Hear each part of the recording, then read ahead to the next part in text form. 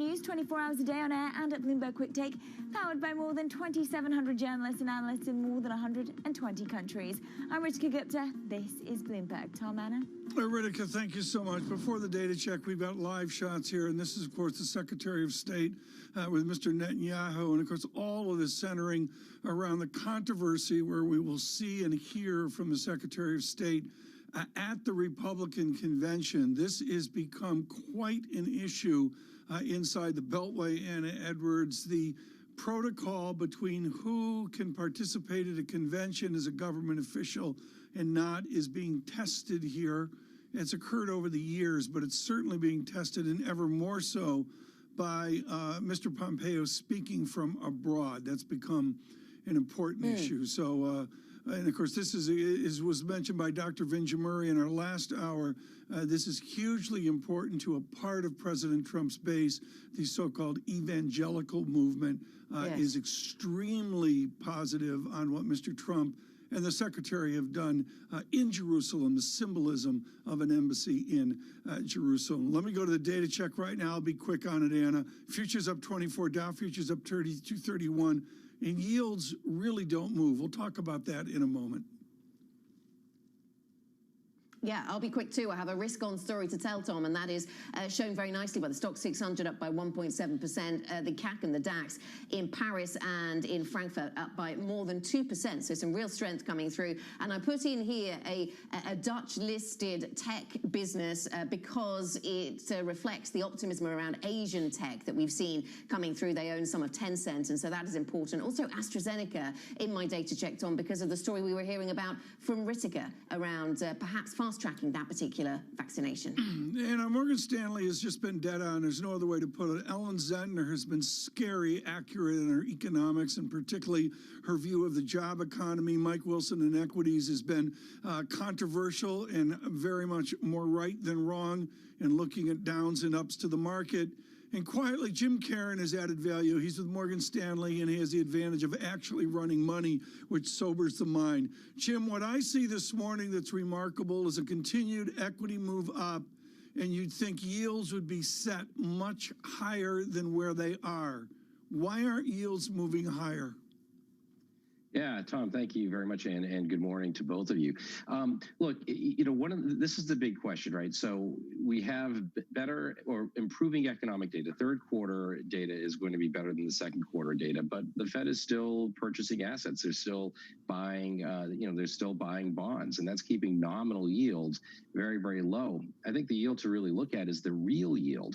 If you look at the 10-year netted out for inflation, if you look at 10-year real yields, it's been as low as minus 100 basis points and even a little bit more. So really the big move has been in not just monetary policy stimulus, but fiscal stimulus that has given a boost to asset prices by reducing their risk premia effectively and also creating a lot of liquidity and funding facilities to support assets.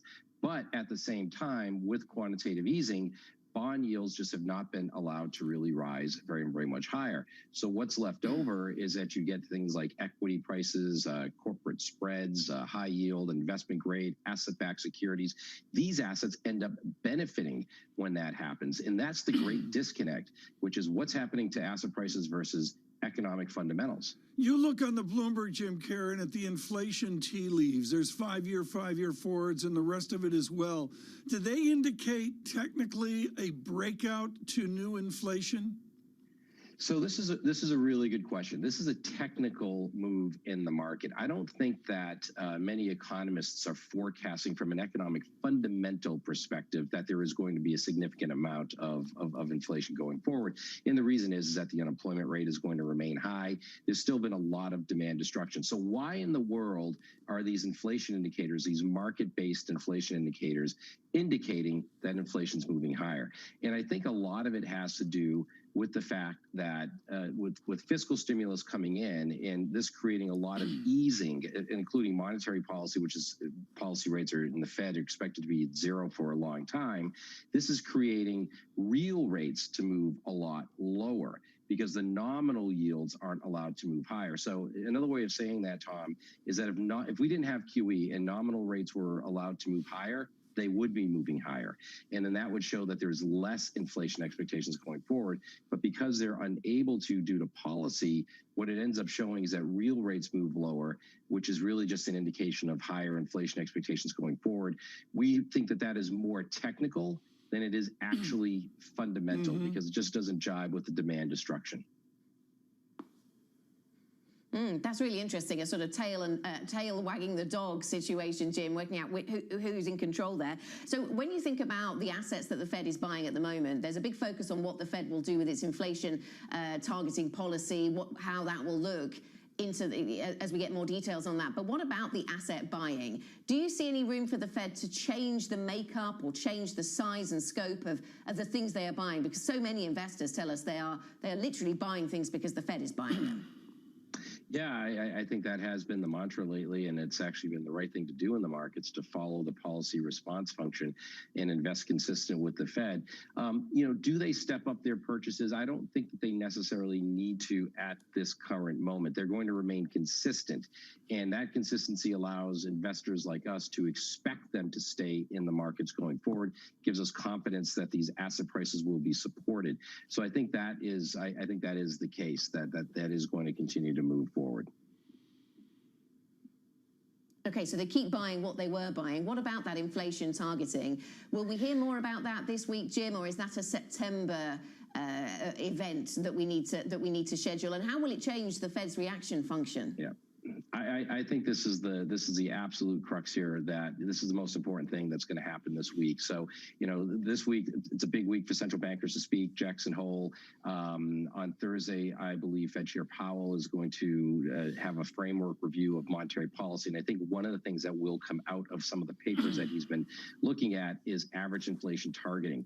Now, why is this very, very important? And this is the absolute key here, is effectively when we are at the zero lower bound, the Fed has to do different things to stimulate the economy. They just can't cut rates anymore. They're not going to negative rates. At least that's not what we believe. So we have to reimagine the Fed's policy response function. And one of the ways that I believe that's going to be communicated, and maybe as early as this Thursday, and then put into action more officially in sometime in September to be announced actually officially, is average inflation targeting. And what that means is, many of us in the market say that we're short of put because essentially we own assets, and if the economy goes down, the Fed will cut rates and they'll boost asset prices.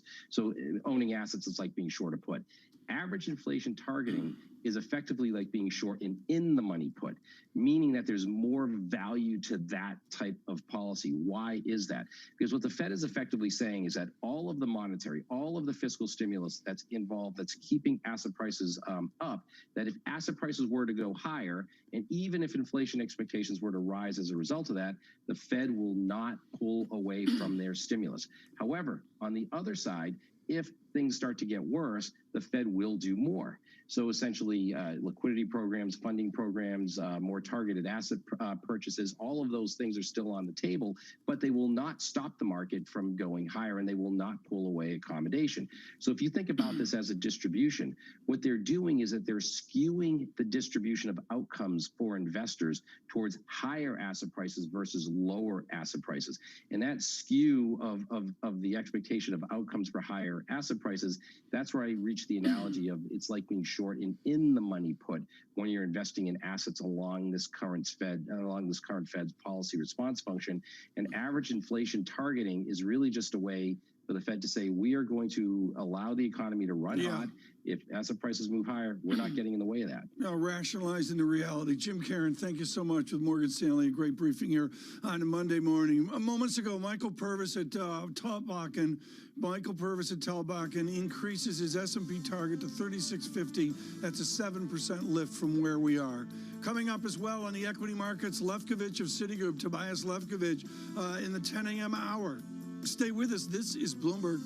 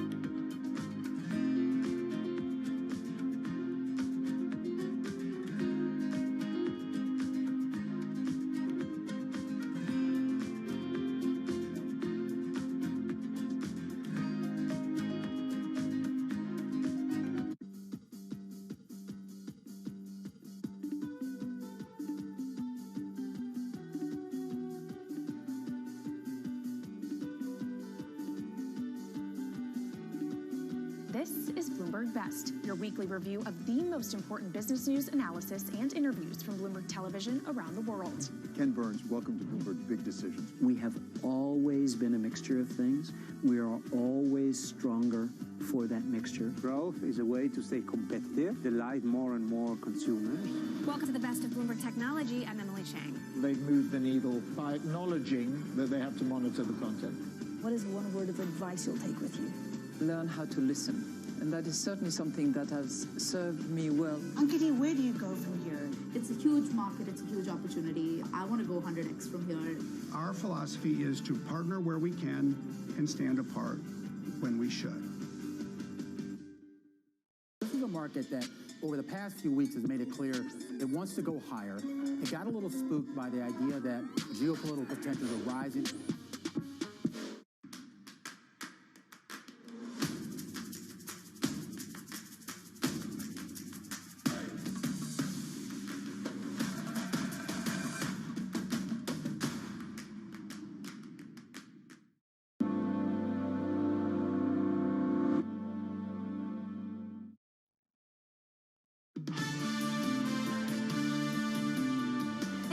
Bloomberg Surveillance. I'm Rishka Gupta. Let's get your Bloomberg Business Flash. Takeda Pharmaceutical has agreed to sell its Japanese consumer healthcare business to Blackstone Group for $2.3 billion. Blackstone tells Bloomberg it plans to take the over-the-counter medication unit public in about 5 years. For Takeda, the sale could represent one of the last big pieces of its plan to dispose $10 billion in assets after its $62 billion mega acquisition of Shire last year.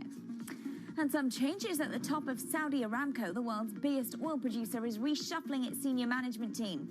It's putting a top executive in charge of portfolio optimization. Aramco is trying to adapt to low crude prices and find ways to raise cash.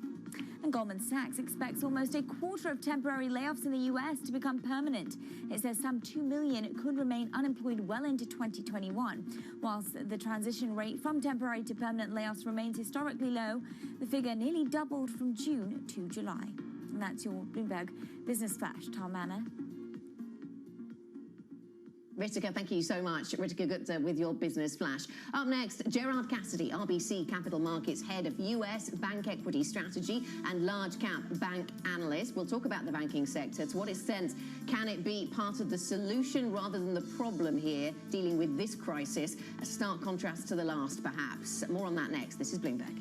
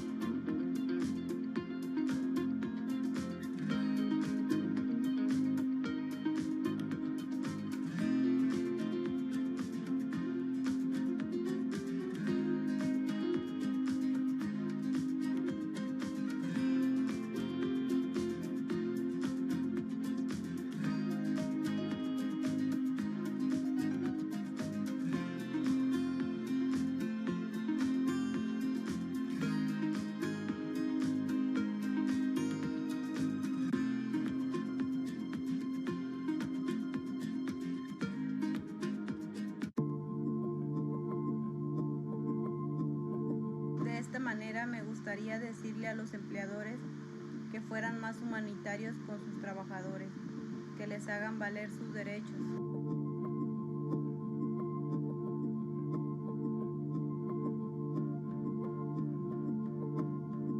Y estábamos viviendo en dos casas, en unas 50 personas y en la otra otras 50. En cada casa había 5 habitaciones. En cada habitación había de 3 a 4 camas abarrotadas. Vivíamos de 6 a 7 personas. Un baño para cada habitación y una cocina para todas.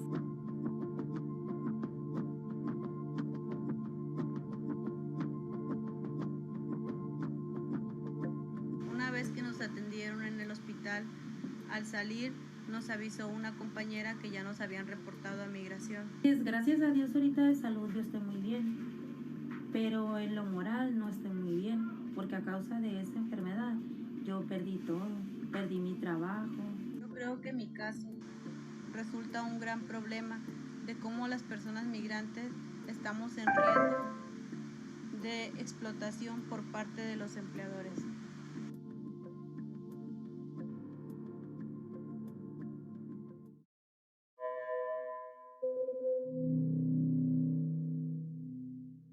True diversification. That's what adding commodities exposure to your stock and bond portfolio can help provide. The Bloomberg Commodity Index is the standard for commodity market exposure. 23 traded commodities are represented: agriculture, livestock, metals, and energy. The Bloomberg Commodity Index is the benchmark most widely used by investment professionals globally. Track your commodity investments with a proven financial information partner. The Bloomberg Commodity Index. True diversification. We know it's a pandemic, and we want to be very responsible for pricing. We plan to underprice this vaccine for its value, especially in the pandemic phase.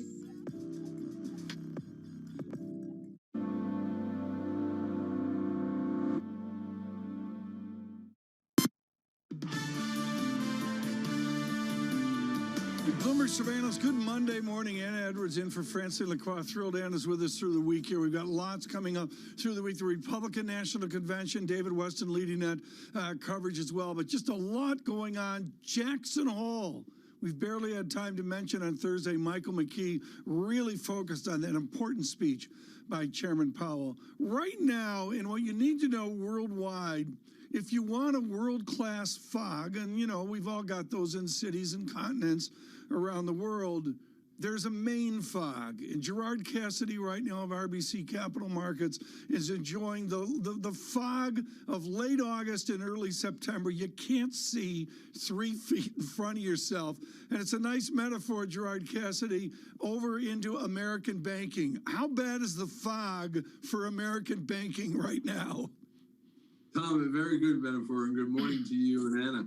I would say that it's challenging. Each quarter we look at the numbers, and the big concern that most investors have, as you might imagine, is about credit quality. And because of the economic contraction or collapse that we saw in the second quarter, the banking industry is expecting to have sizable write-offs of loans later this year after the forbearance periods expire. Many banks, as you're probably aware of, have extended forbearance programs to customers that needed it. Well, those forbearance programs are starting to expire, and the banks are going to either have to re-extend them. In some cases, they will, but in other cases, they'll have to either charge off the loan or move it into accrual status, and that's happening as well. But that's the big fog right now, is the outlook for credit. We believe the banks are prepared for it. They've built up these loan loss reserves, and the first half reserve building was tremendous. I doubt we're going to see that same level of building in the second half of the year as the economy gets better. But that is the challenge. The challenge at the present time. I mean, there's a three-part banking. There's the little banks, there's the regional banks, everybody in the middle, and the 5 or 6 big players as well. Do they have the wiggle room to cut costs, or are they already lean? Tom, I think you really put your finger on a big issue that's coming for the banking industry. As we expect in 2021, the credit picture should improve, assuming the economy does not do a double-dip recession. And as a result, we're going to start to focus more on revenue growth. Revenue growth is going to be challenged because of the interest rate environment that we are currently operating in at this time, with the Fed keeping rates at 0 to 25 basis points at the front end of the curve and about 50 to 75 basis points at the long end of the curve. The strategy I fully expect to see many banks employ is to start cutting expenses in 2021 as a way of trying to offset some of that revenue pressure. Gerard, good morning to you from London. If these banks as a whole have done a good job of rebuilding themselves since the financial crisis, and in fact shoring up their capital and their reserve levels, what is going to distinguish the winners from the losers here? The banks that can do well through this versus those that just survive? I think the real distinguishing factor will be who manages through the credit picture the most successfully. That is going to separate the winners from the losers. And we're going to see that happen coming probably year end and into the first quarter of next year. And so as these credit issues are resolved, the banks that have the least amount of the credit problems, and I think Bank of America stands out here as maybe one of the real upside surprises due to the fact that their CEO, Brian Moynihan, has truly turned that company around.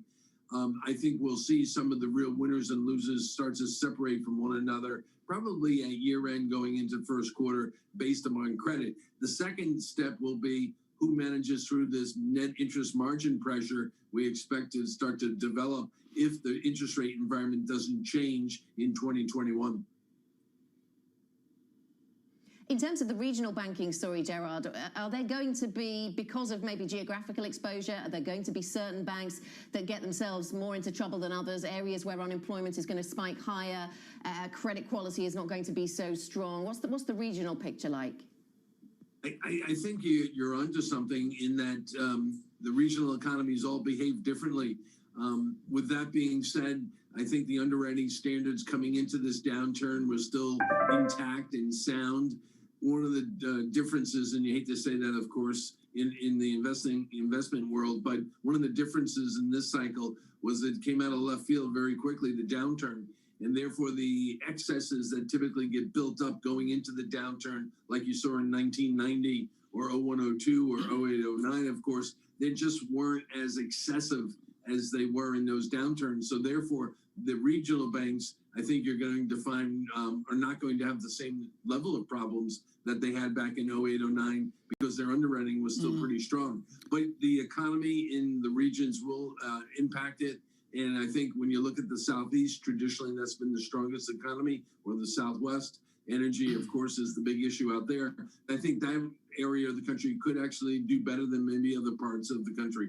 Gerard Cassidy, 20 seconds, single best buy right now. Buy, hold, sell, single best buy. The single best buy, Tom, is Bank of America by far. Very attractive valuation, has a very good handle on their costs. They also have done a very good job in underwriting. I think Moynihan is going to prove to everyone that the Bank of America of today is completely different than the one in 2009. May the fog clear, Gerard Cassidy. May the Red Sox actually win 2 in a row. Gerard Cassidy, thank you so much. RBC Capital Markets. If you're a Red Sox fan, folks, I'll tell you, it has been just brutal. Speaking of brutal, Mike McKee will not be in Jackson Hole. It's like a virtual Jackson Hole this year. Thursday and Friday, but always important, including that important speech by Chairman Powell. Futures up 25. This is Bloomberg. Good morning.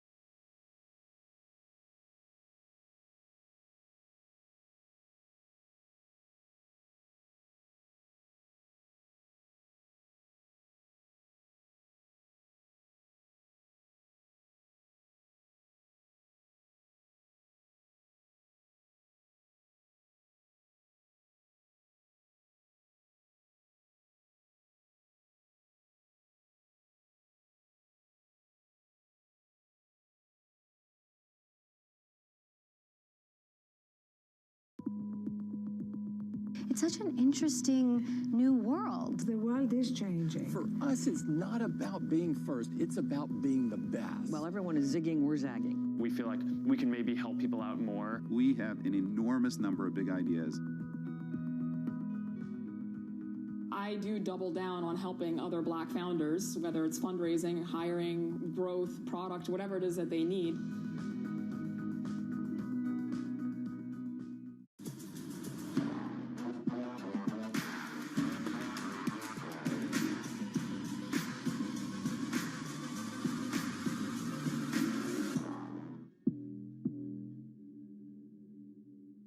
Give you a sense of the real-time action, the 10-year yield tumbling now 11 basis points, so continuing in this knee-jerk risk-off feel.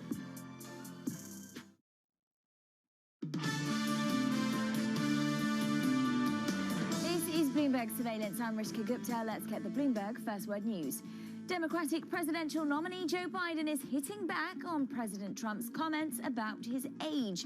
Trump has made Biden's fitness for office a central line of attack in his re-election campaign, calling the former vice president confused and diminished. Biden tells ABC it's a legitimate question, but scoffed at Trump's characterizations. If elected, Biden would be 78 on Inauguration Day, making him the oldest president ever to serve. Trump is 74, and if he wins a second term, he would surpass that mark. South Korea says it will have no choice but to raise social distancing measures to the highest level if the coronavirus spread isn't contained with current restrictions. President Moon Jae-in says that's not an easy option because it will cause job losses and a shock to the economy. Tightened restrictions would prohibit meetings and events of 10 people or more, suspend in-person school classes, and advise companies to have employees work from home.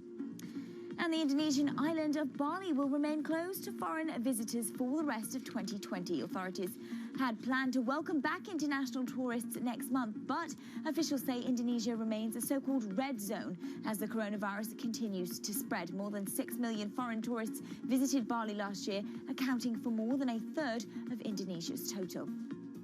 Global news 24 hours a day on air and at Bloomberg Quick Take, powered by more than 2,700 journalists and analysts in more than 120 countries. I'm Rishka Gupta. This is Bloomberg. Tom Anna. Ritika, thanks so much. Greatly appreciated. John Sidolides joins us right now. He is with Trilogy Advisors, but far more importantly, is a consultant to the State Department as well. His work in international relations out of Colombia over the years. John, let me get to the controversy of the moment, which is Secretary Pompeo will speak from Jerusalem to support the evangelical support of President Trump. Is it appropriate that a Secretary of State speak to a political convention while on foreign duty? It's a very good question that you ask, and it's part of the unorthodox political strategy that we've seen by candidate Trump in 2015 and 16, and certainly President Trump over the last several years. I will leave that to the voters, Tom. I think what's very important here is that President Trump and his team are looking to recast the political debate in the United States away from simply a referendum, thumbs up or thumbs down on President Trump, and draw a stark contrast between President Trump and former Vice President Joe Biden so that they paint him in the light of the DNC convention last week as a high-risk candidate and a high-risk president. And I think this is going to be an important part of the discussion, both in terms of domestic policy and foreign policy. We understand the split, John, between Biden and Trump. We understand the culture war that's out there and even the distinctions of economics as well. Will foreign policy matter on the first Tuesday of November? I think it'll be an important part of a larger discussion. I think President Trump is going to be proud of his record. What he believes is no more stupid wars, as he described the wars of the Republican and Democratic establishment of the last 20 years.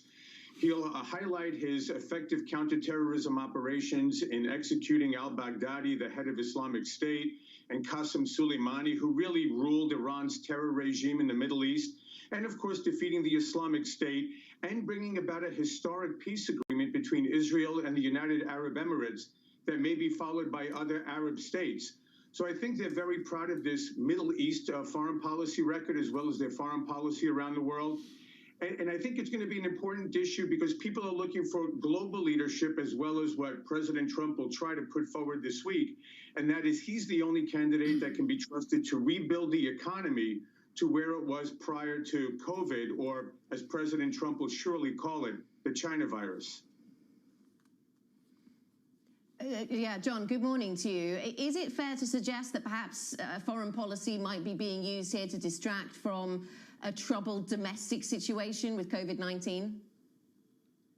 I don't know if the Trump administration would see it as a distraction as much as very important part of the fabric of the Trump record, which they feel has been completely obscured by the first 3 years of the Russia hoax, the Robert Mueller investigation, and what they feel is an extraordinarily and inordinately hostile media environment that's obscured the Trump record on a powerful economy, record low unemployment, and as the president, I'm sure will say many times this week, record low unemployment for Black Americans, for Hispanic Americans, steps taken to build a wall and thwart illegal immigration into the U.S., as well as their position on the Second Amendment, on gun rights, on religious liberty.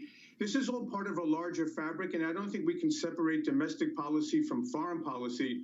But I do think the president's going to be very clear. Not only does America have a future of greatness ahead if he's tasked with the assignment in a second term, but that we will be stronger around the world and bring about peace and prosperity in a way that, again, a quote-unquote high-risk Biden presidency cannot accomplish. A lot of those achievements you mentioned, John, though, came before coronavirus, before COVID-19. Would it be sensible for the president to give some sort of account of what he's done here? Because many people would suggest that this is going to be a vote on his handling of COVID-19.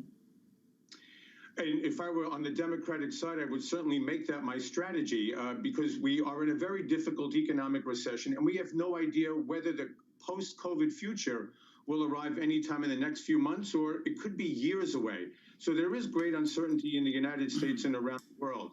I think the Trump administration's argument will be this was foisted on the American economy by a nefarious Chinese Communist Party whose concealment of the virus, whose lies to the world back in December and January and February are to blame for the situation. And I think they're going to try to make a very strong case that President Trump not only should not be blamed for the virus's impact on the United States, but by shutting down travel from China to the U.S. in late January, when almost everybody in the political establishment criticized him, he set out a kind of leadership that was unprecedented and in a way very prescient. Now, there'll be a large debate about whether or not the federal government should have taken a more active role, or whether or not President Trump had to concede authority to the governors who've imposed these lockdowns around the country. That's what this debate will be about in September and October. John Sitilides, there are red lines being drawn, and I don't mean the South China Sea where they're drawn every day. I mean your in-house specialty, a trilogy, which is Greece, Turkey, and the Eastern Mediterranean. It centers around the island of Crete, and I know it's over hydrocarbons and gas, but far more, it harkens back centuries as well. How does the West, Germany, how does Greece deal with the uniqueness of a late Erdogan? He's been there for 10, 15 years as well. How do they deal with Mr. Erdogan? In many ways, they have little choice, Tom, but to deal with him as he is. And this is an extraordinary, complex situation, not only for the United States, but also for our European partners, because Germany and France are taking the lead right now in trying to bring about a process for dialogue between Turkey and Greece to resolve these issues, not only involving hydrocarbons in the East Med, but also very aggressive Turkish activity in Libya that could be a tremendous threat to the stability of the European Union in the future, because that's a sieve for major human trafficking pipelines from Africa into Europe. So Spain, France, Italy, Greece all have an interest in peace and the proper resolution of the Libya civil war, as well as the hydrocarbon dispute, sovereignty disputes in the East Med. The U.S. is going to have to work closely with Brussels to bring our NATO allies together into a peaceful resolution of this very troubled conflict. What is Mr. Erdogan's outcome here? What is his interest? You know, I think he actually has a sense of grandiosity that goes beyond the facts on the ground. There's a sense of a neo-Ottoman imperialism where Turkey is looking to harken back to the 17th, 18th, 19th centuries. They now have a presence in Syria, in Iraq, in Libya. They've established a base in Somalia. They're establishing a base in Sudan. They're very close to Qatar, and Qatar is really funding a lot of these activities because the Turkish economy is in a very, very difficult situation. But it's very aggressive, and there's tremendous policy drift within NATO, Tom, where we're not sure what to do with an ally that is nominally in the alliance, but is acting in many ways in very deleterious and anti-Western ways. Well, John, this has been a great briefing. Thank you so much. John Sitalides is with Trilogy Advisors, and we should say he is a diplomacy consultant to Mr. Pompeo, Secretary of State, as well. Just a terrific briefing there. We've got much more to talk about. We mentioned Turkish lira backing up 7.37, not through to record weakness, but nevertheless making up ground off of the strength seen last week. At 10 p.m. tonight, the Republican National Convention, David Weston leading our coverage. Futures, new high, up 28. This is Bloomberg.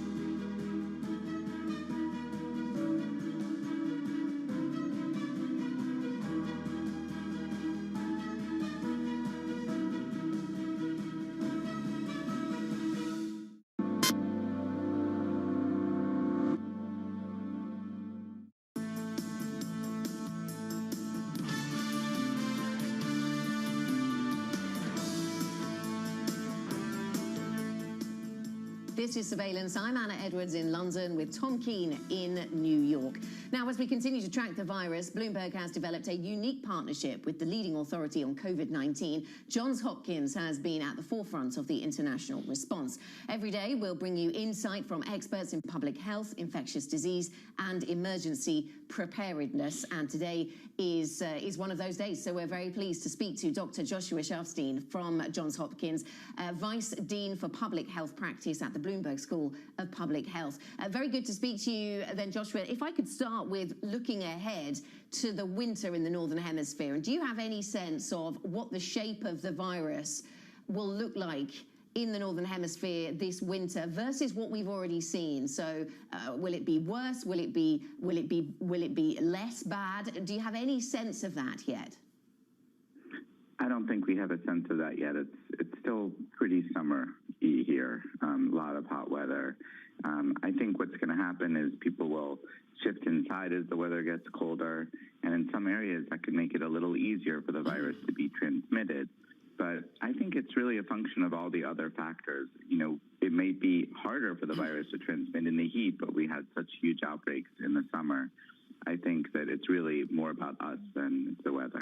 Joshua, I want you to clear up, I think, a lot of misunderstanding that's been out there in the last 48 hours on convalescent plasma. To be clear, this is not a vaccine, and it is the plasma portion of blood from people who are recovered.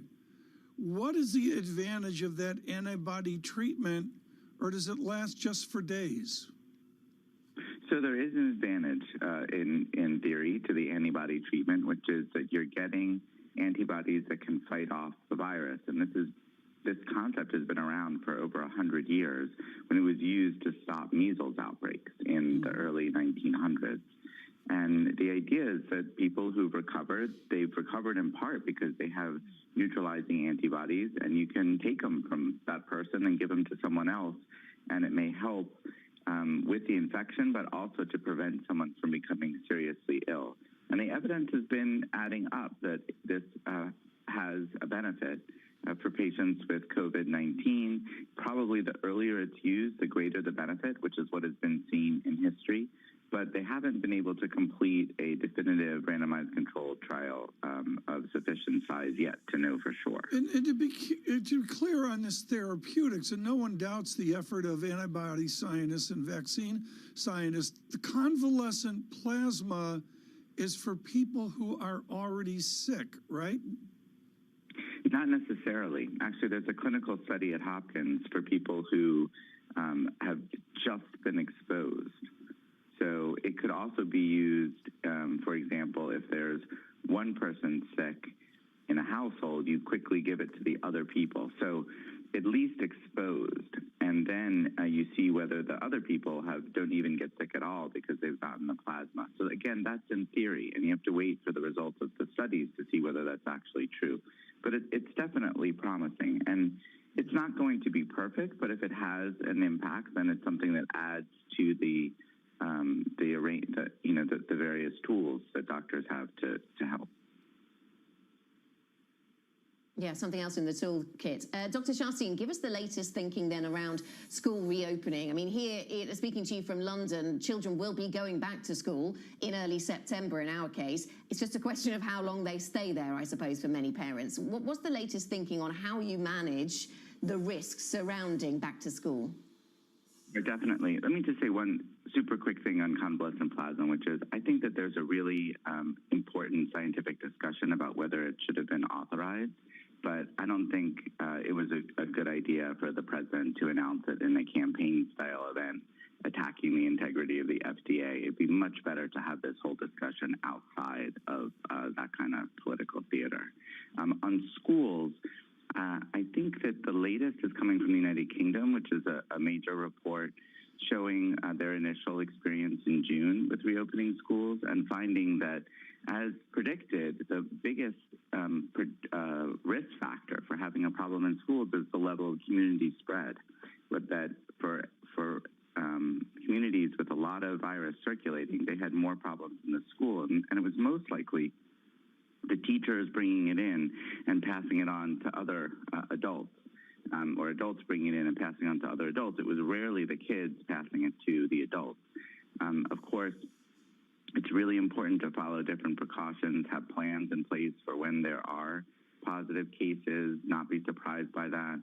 So I think, what we're seeing with the emerging data is consistent with the two key principles: bring the cases down in the community, and number two, take precautions in the school and be prepared for, to go online for a little bit if cases pop up. Joshua, thank you very much. Dr. Joshua Sharstein of Johns Hopkins, thanks very much for joining us. Be sure to check out Virus Go on the Bloomberg for the latest information around COVID-19, and tune in every day for our exclusive conversation with Johns Hopkins experts for an inside look at battling COVID-19. Coming up, Leon Cooperman, Omega Family Office CEO. That's at 8:30 a.m. in New York, 1:30 p.m. in London. This is Bloomberg.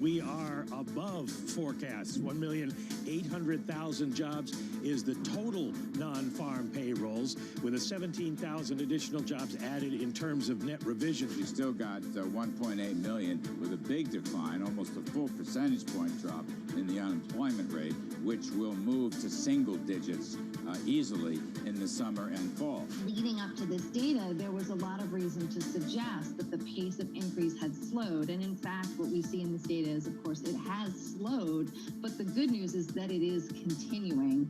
And it is continuing despite some slowdowns that we're seeing around the country as a result of an increase in cases. People tend to focus on the growth rate. The big issue is the depressed level of spending and income in the economy, which is reflected in the level of the unemployment rate of around 10%.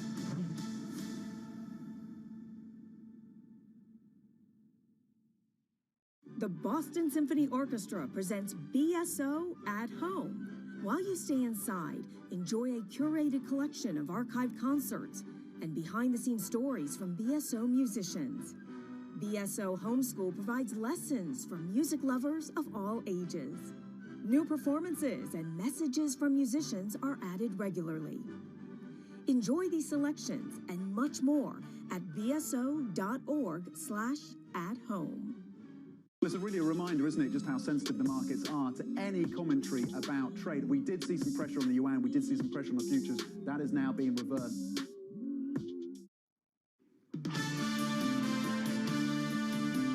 This is Bloomberg Surveillance. I'm Rishka Gupta. Let's get your Bloomberg Business Flash. Shares of Tencent Holdings gained $26 billion in Hong Kong today, the biggest jump in 2 weeks. Bloomberg has learned the White House has been privately trying to reassure American companies, including Apple, that a ban on its WeChat app won't be as broad as feared. And some of Alibaba's biggest investors have converted billions of dollars in U.S. shares for Hong Kong stock. That's in part to avoid potential U.S. sanctions and the delisting of major Chinese tech companies. It's a sign that rhetoric from the White House is prompting investors to take measures to avoid the fallout. And that's your Bloomberg Business Flash, Anna. Thanks very much, Ritika, with your Business Flash. Now, Fortescue Metals is reporting a record profit. It is getting a boost from surging iron ore prices and a Chinese steel sector that's powered through the pandemic. We spoke exclusively to the CEO about whether the optimism in China is likely to continue. Well, it's always difficult to predict the future, but we've seen a very, very strong 7 months in terms of Chinese crude steel production, up 2.8% year on year. So very much we're seeing that ongoing strong demand. In terms of the outlook for the rest of the year, we usually see some seasonality as the Northern Hemisphere heads into winter. So we'll obviously continue to watch that carefully. Importantly for us, though, we've actually delivered these record results. We've continued shipments to our customers. We're maintained an industry-leading cost position and driving very strong margins. So we'll stay very focused on the things we can control, including our product strategy, our low-cost position, and we're generating very strong cash flows. I mean, how important is China indeed in terms of actually supporting the iron ore price? Is it absolutely front and center, or are there other factors in place here? Well, China is the key producer of steel globally. So for the 2019 calendar year, China was just over 50% of global steel production. And I think in 2020, that would have increased because there are other industries in other parts of the world that have been more heavily impacted by COVID, and that's impacted on their steel industries. So China is absolutely critical to the ongoing demand for iron ore, as I said, at over 50% of crude steel production. And we've seen that grow by 2.8% in this first 7 months of this calendar year. So, you know, China is continuing to invest in infrastructure. Their economy has made a remarkable comeback from the impact of COVID-19 earlier this year. And we're seeing the ongoing strength and therefore demand for iron ore. Elizabeth, are you concerned about oversupply risks with Vale coming back online? Well, I think, you know, Vale had a significant impact to their supply at the beginning of 2019 following that tailings dam collapse. So prior to that, Vale were producing or getting close to that 400 million tonnes a year iron ore production. That's this year, I think they've guided to around between 310 and 330 million tonnes, and they've seen some impacts of COVID-19 as well. So that production was there previously, it was impacted, and we've seen that supply side impact. We're very focused on influencing those things that we can control. So it's about our product strategy, our costs, and delivering iron ore to our customers. It's a function of supply and demand. We're seeing very strong demand. Vale have indicated that over time they expect to get back to where they were previously. And we're delivering on our major projects as well. We have our Eliwana Mine and Rail project, and we have our Iron Bridge project, which is a high-grade magnetite concentrate, with that project due to have first ore on ship in the first half of calendar year 2022. So we're very focused on our customers, our supply, and keeping the settings right so we continue to generate those very strong cash margins and very strong returns to our shareholders. But having said that, is it inevitable that the price gains in iron ore that we saw this year would be reversed? I never like to predict what the iron ore price might do. I think, it is a function of supply and demand. We're seeing very strong demand in terms of that increase in crude steel production. Even just in 2019, crude steel production in China reached close to 1 billion tonnes. And is on track this year to exceed that. So it is a function of supply and demand. As I said, we're developing our business, we're growing our business, we're adding magnetite concentrate, so we remain very confident in the long-term fundamentals and the long-term outlook. But the iron ore price is cyclical. There is, over history, there's been volatility. We're very focused on getting the settings in place. We've got a very strong balance sheet. By being a low-cost producer, we can continue to generate those strong margins through those market cycles. That was the Fortescue CEO, Elizabeth Gaines, speaking exclusively to my colleagues in Hong Kong and Singapore overnight. Coming up, more Bloomberg surveillance, simulcast on radio and TV from 7 a.m. in New York and 12 p.m. in London. European equity markets really flying this morning. US futures also pointing decidedly higher. This is Bloomberg.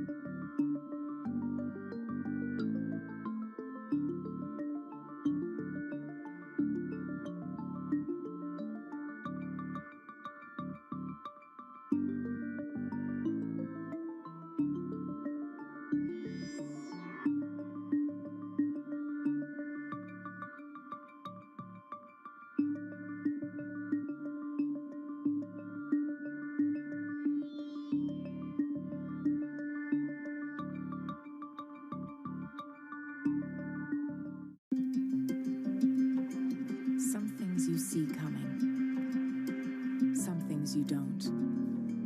The trick is to be ready for anything. Pablo from Infrastructure Support is working every day to keep essential market data flowing seamlessly. We keep on, so you can keep on.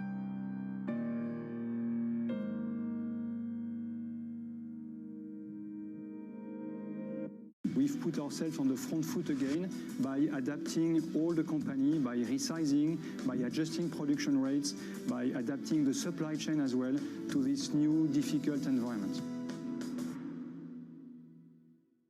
The rapidity with which we are moving relates more to technological advances in how you can make a vaccine even before you start testing it, that makes me confident that we are going to do everything we can to determine safety.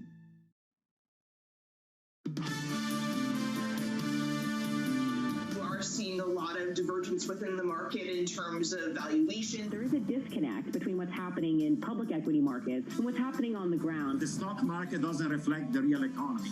Mainstream is struggling. The pace will probably slow down now that we've had this quick rebound. We've got less supply, we've got demand being stimulated, and that imbalance should lead to higher prices. This is Bloomberg Surveillance with Tom Keene, Jonathan Farrow, and Lisa Abramowitz. Good morning, everyone. Jonathan Farrow, Lisa Abramowitz, and Tom Keene. It's a simulcast. Good morning on Bloomberg Radio, coast to coast. Good morning on Bloomberg Television. Particularly good morning for those of you on Sirius XM up in the north of the great Empire State. Lisa Abramowitz survived camping in the Adirondacks, where the deer flies have a wingspan of a B-52 bomber. You survived, right? Oh, yeah, I did survive, and I actually heard that you really are good at portages, so we're going to do a lot of canoeing together later in the summer. Gung-ho canoe. Today it's Kevlar. Back then it was birch bark canoes. You know, you read John McPhee on the birch bark canoe when you do it, and, you know, it's a camping out here, folks, here at the end of the summer. But, of course, Lisa was totally wired up in the Adirondacks. Oh, yeah.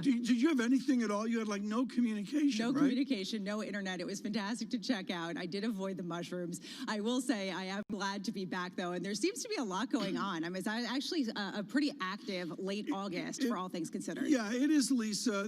Without question, folks, the most odd August since 1998. And it's very different than 1998, but we're going to dive into that this week. Mr. Farrow's still off. It's now gone from vacation to sabbatical for Mr. Farrow, but Lisa and I will get you through the week. Futures up 27, Dow futures up 270. We'll get to the data here in a moment. Dollar churning. Yields really haven't moved, and that's a key item. I can't wait to talk to Lisa about it. But also, Lisa Abramowitz with some of the ideas of the morning. What do you have, Lisa? Well, I mean, not only do we have the political backdrop in the U.S., but also in Europe with the UK and the European Union continuing those contentious negotiations this week. Last week, remember, talks broke up on Friday with Michel Barnier warning that an agreement seems unlikely. Meanwhile, the virus still very much in the backdrop as well as the forefront. New York City tentatively reopening museums and cultural institutions and bowling alleys. So, Tom, I know you've been looking out for that. And meanwhile, the U.S. Republican Convention beginning remotely in Charlotte, North Carolina. Things to look out for today. Former Ambassador Nikki Haley is set to speak. She is expected to be a Republican presidential candidate in 2024, regardless of who wins, Tom. So people looking to see what kind of tone she sets today. David Weston with our coverage there. Look for that. I believe it's at 10 p.m. tonight, 9 p.m. I can't remember. We'll have that for you later here as well. Again, the data is very important. Up 28, up 268. But yields haven't really moved. Lisa, what is the significance that I've got equities to the moons, but I really don't have a higher yield regime? Well, people are looking very much to see what Jerome Powell says today, Thursday rather, at the Jackson Hole convention that will be held remotely for the first time, I believe, since the 1920s or something insane like that. What it shows to people is that yields are not going to rise, and this is pegging some of the equity valuations that seem pretty frothy by historical standards, Tom. I can just see you in Hudson Bay. Lisa Abramowitz back with us today, and that's a good and beautiful thing. James Anthony with us as well with Aberdeen Standard Investments. He was on just a number of days ago. And James, we still have this continued equity surge, but I really don't see yields setting higher, prices, bond prices lower, yields higher. I mean, the relationship, it's not that it's broken, but it's a non-traditional relationship between equities and bonds, isn't it? Yeah, absolutely. Yeah, good morning, Tom. It really is. And it's probably more pronounced at the moment because, you know, we've seen such incredible things occurring to economies in the last few months, but it really is the relationship which has existed between bonds and equities for most of the last 10 to 12 years. And what it says to me is that this is not an equity market pricing economic reflation so much as it is an equity market pricing central bank policy and by extension financial repression type conditions, where the reason that equity prices are able to rise is because yields are being artificially suppressed by central banks. So that QE, traditional kind of classic QE trade where everything rallies, is very much, I think, what we're seeing at the moment. What are you doing at Aberdeen Standard? What is your actual plan for reallocation into September and October? Sure thing. I mean, again, from an asset allocation perspective, we would certainly be looking further into the future than 1 or 2 months. I do think from my perspective, from a bond market perspective, that the return of supply after the summer is definitely going to be a theme. I do also think that US politics is increasingly going to be a theme, and as you guys have already mentioned, possibly UK and European politics as well. Much of that stuff is in the negative side of the ledger for risk. I think supply is probably in the negative side of the ledger for bond yields, i.e. we might expect to see them underperforming a little bit. But again, going back to that asset allocation, what are we doing? It's very difficult to get to find value anywhere globally. It's very difficult to get a huge amount of diversification. So I think it behooves you really to be invested as diversified as you can, but make sure that you still have some risk-off protection in the portfolio. What does diversification mean at a time of such low bond yields? You see, and that's a good, valid observation and a good question, Lisa, to ask, is that really, are you getting any diversification with bond yields? I'd argue you're getting the best kind of diversification, because what I see is an asymmetry. I love asymmetries. I want to be putting risk to work where either nothing happens or something good happens, i.e. you don't lose any money or you make some money. Bond yields at the moment, and this won't go on forever, but bond yields at the moment, I think, display all of those characteristics. When equities are rallying day after day after day, bond yields don't really do a lot.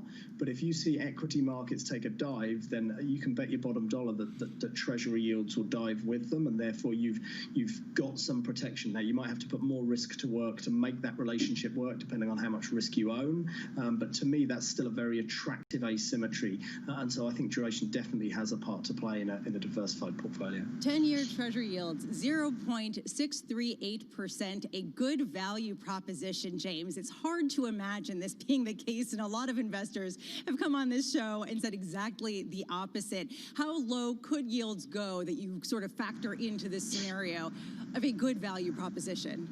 Sure. So I wouldn't describe them as a good value proposition. I don't think there are any good value propositions really out there globally. I think assets across the piece are expensive. What we've seen is this financialization, this central bank policy which operates through financial markets, not through the real economy, has created this world of incredibly high financial asset prices across the piece. And as we've already talked about, it's kind of had an impact on correlations as well, such that where normally assets might be inversely correlated, they don't seem to be at the moment. So it's not a value proposition. It is very much about the exposure that you're attaching yourself to, and that is to say interest rate exposure, duration. Central banks are telling you they're not going to hike rates anytime soon. They're certainly not going to hike rates at the first sign of any kind of nascent inflationary pressures. And central banks have shown that they react quite quickly and with an asymmetrically dovish reaction function to anything which looks a little bit scary to them. So I think for now you should still feel comfortable that central banks are going to be distorting first and foremost the government bond market. That's where their actions are most mechanical, and that creates an attractive asymmetry. So duration is attractive even if the yield isn't. How low could they go? I mean, people have been saying that in European markets for quite some time, and we've been constantly surprised. I don't necessarily expect the Fed to go negative, but if the Fed doesn't go negative and growth and inflation take a hit because we have a second dip, then actually you might expect the 10-year to rally further, and you could even get an inverted yield curve. If you're on Bloomberg Radio, Bloomberg Television, good morning to you. Simulcast, Lisa Bramlett and Tom Keene, Mr. Farrow off this morning, and we speak worldwide with James Athey of Aberdeen Standard as well. James, what will issuance do? There's not enough talk here about corporate issuance right now. I mean, I see the government, the 30-year German bond piece was bid hugely the other day, but what's the mood, the temperament of corporations to put out paper?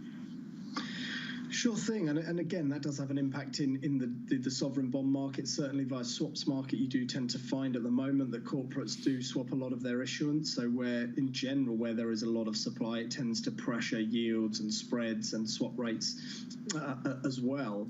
You know, the numbers that we're seeing this year for corporate bond supply are truly eye-watering. You know, but the 6-month pace beats any 12-month pace for any previous year, essentially, is what we're saying.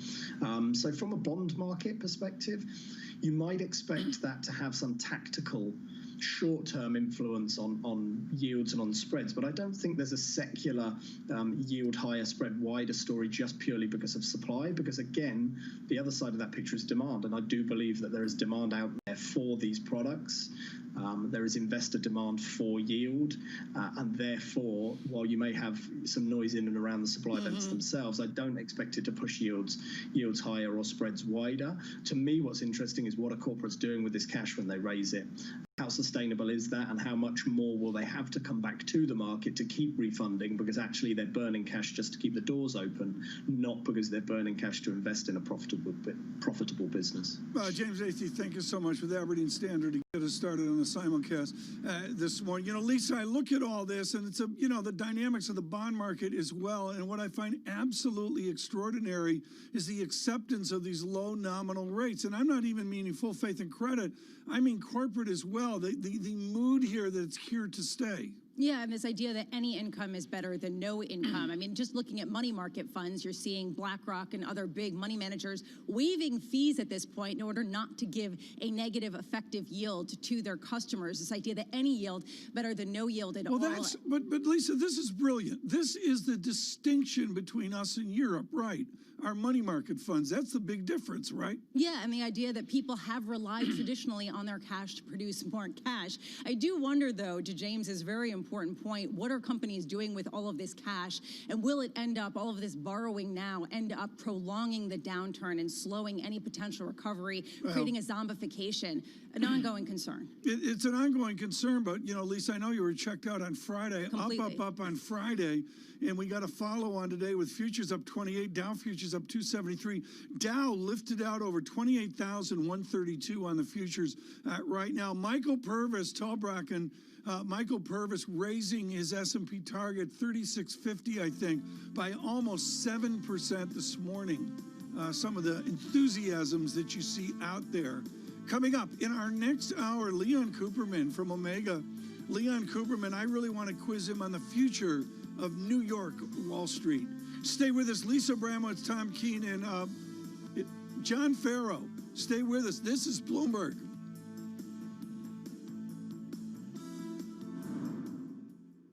With the First Word News, I'm Rishka Gupta. Republicans are ready to formally nominate President Trump for re-election. A scaled-down convention will kick off in Charlotte, North Carolina. It's a crucial moment for Trump, who is trailing Joe Biden in national and battleground state polls, and under intense pressure to turn the race around. After the Charlotte kickoff, most of the GOP convention will take place in Washington, D.C., at and around the White House, as well as by video. New Zealand's Prime Minister says the lockdown of Auckland will last an extra 4 days as authorities try to stamp out an outbreak of the coronavirus. Prime Minister Jacinda Ardern says authorities need to be sure they have found the perimeter of the outbreak and they're not seeing too many new cases emerge. New Zealand went 102 days without any community transmission of the virus before the cluster of cases was found in Auckland this month. And the European Union's top trade negotiator Phil Hogan is fighting to keep his job. Hogan has apologized for attending a Gulf Society dinner in his native Ireland during the coronavirus pandemic. The European Commission, which ultimately will make the call on Hogan's future, issued a statement of support for him last week, but the head of the EU's executive arm has asked for a full report of the event, an indication he's not yet in the clear. And back-to-back storms will deliver a double blow to the U.S. Gulf Coast this week. More than half of offshore oil production is already shut, and residents from Texas to Florida are bracing for severe weather. Tropical storm Marco is rushing towards landfall in Louisiana, and the larger tropical storm Laura is stoking concern among meteorologists because of its potential to strengthen into a hurricane as it crosses warm Gulf waters. Global news 24 hours a day on air and on Bloomberg Quick Take, powered by more than 2,700 journalists and analysts in 120 countries. I'm Ritika Gupta. This is Bloomberg.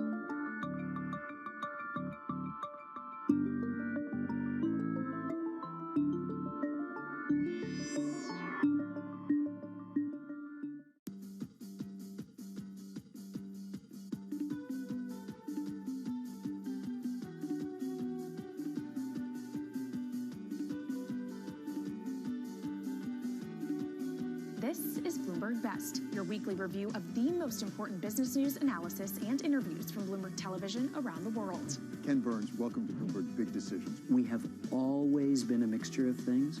We are always stronger for that mixture. Growth is a way to stay competitive, delight more and more consumers. Welcome to the Best of Bloomberg Technology. I'm Emily Chang. They've moved the needle by acknowledging that they have to monitor the content. What is one word of advice you'll take with you? Learn how to listen. And that is certainly something that has served me well. Ankiti, where do you go from here? It's a huge market. It's a huge opportunity. I want to go 100x from here. Our philosophy is to partner where we can and stand apart when we should.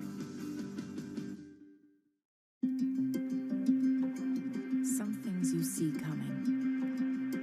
Some things you don't. The trick is to be ready for anything. John from Infrastructure Support is working every day to keep essential market data flowing seamlessly. We keep on, so you can keep on.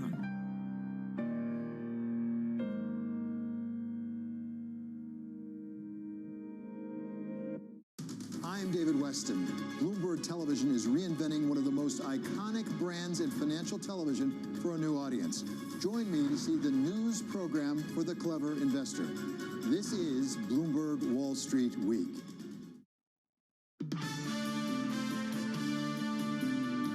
From a safety perspective, we tested everybody before they came to Charlotte. We've been testing people on site. We are doing the things that are allowing people to live their lives, have a convention, and do it in a healthy and safe way. Ms. McDaniel of the RNC, the chair, with Margaret Brennan on Face the Nation, here, Face the Nation, 2 p.m. Sunday afternoon on Bloomberg Radio. We welcome all of you in this simulcast on Bloomberg Radio and Bloomberg Television. Kevin Cirillius right now as he switches Democrat to Republican. Kevin, first question, what's it like for the guys like you in the industry to switch from Team A one week to Team B the next week? How abrupt is the shift?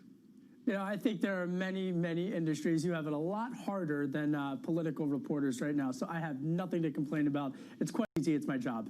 What are we going to look for here? I mean, I get the FAM thing. I put it in the opening script.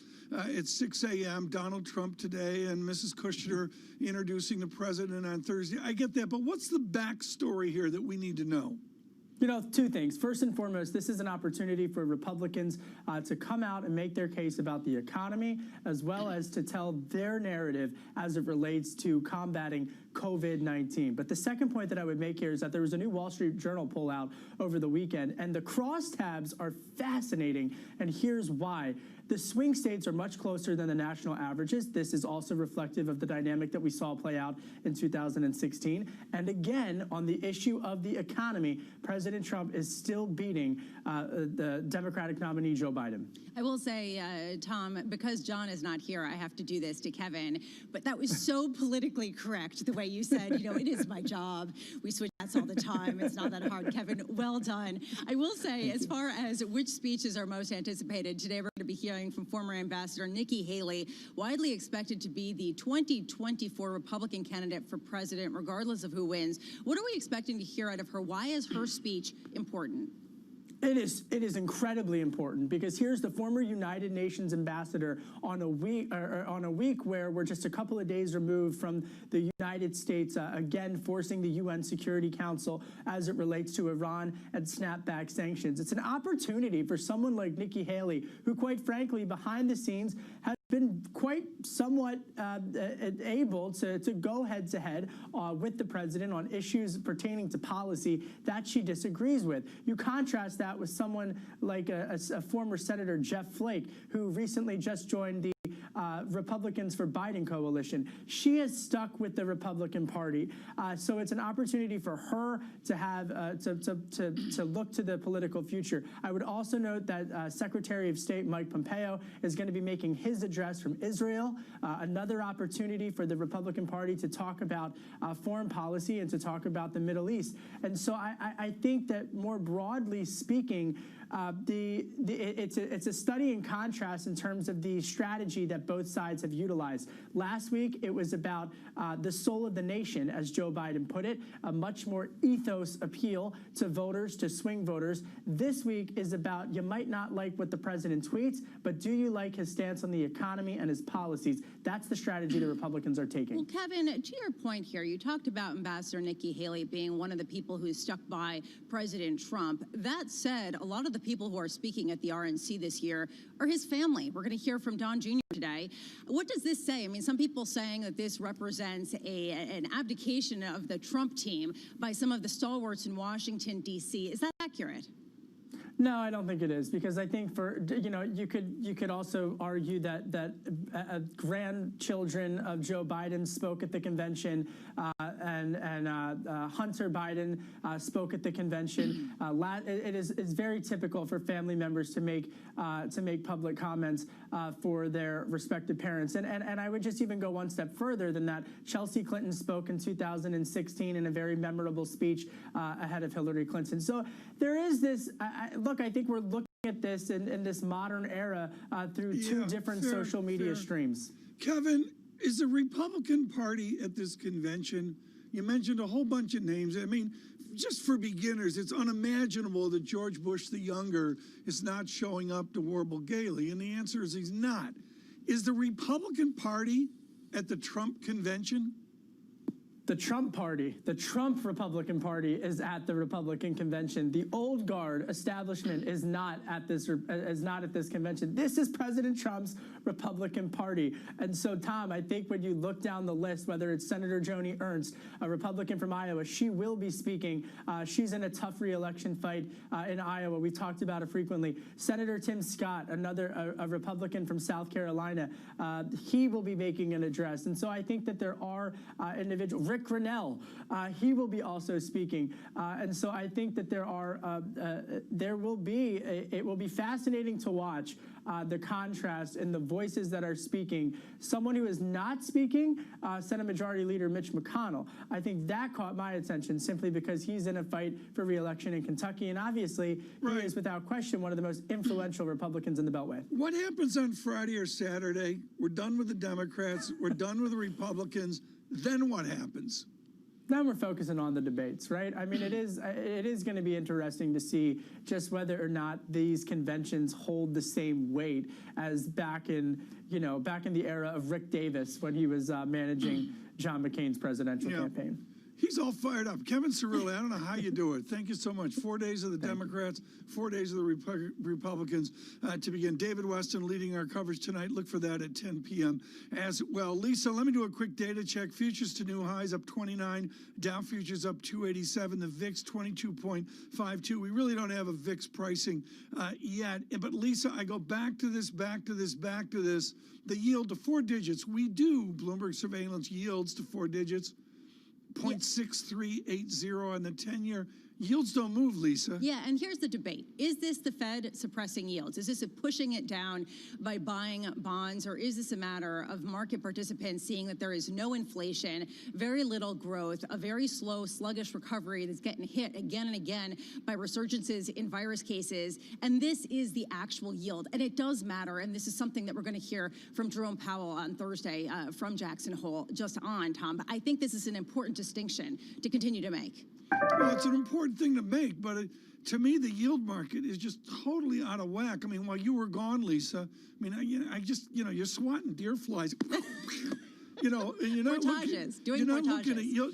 Oh, there it is. You're not looking at yield curve control, are you? I was not looking at yield curve control. I wasn't checking the CCC spreads. I will say, though, it did seem like there was yield curve control with yields coming in last week. And I will say that, frankly, the gravitational force is lower, and that's been accepted by markets. It's incredibly important. It's what's underpinning equity valuations here. New record highs. One item I want to point out, Turkish lira backs up. Lisa, to review, because you were so out of touch. Oh, thank you. Lira went to 740, and then we really had a constructive week on Turkish lira, I believe down to a 732, maybe even lower than that. We have a weaker Turkish lira this morning, 7.36. John Stidlides was really wonderful earlier on the tensions of Turkey across all of the Levant. Futures up 29. On the interest rate market from PGIM, Michael Collins will be joining us next. It is a simulcast on Bloomberg Television, on Bloomberg Radio. Lisa Abramowitz and Mr. Farrow, he's on sabbatical, for the many who have asked, in Tuscany. What's that about? This is Bloomberg.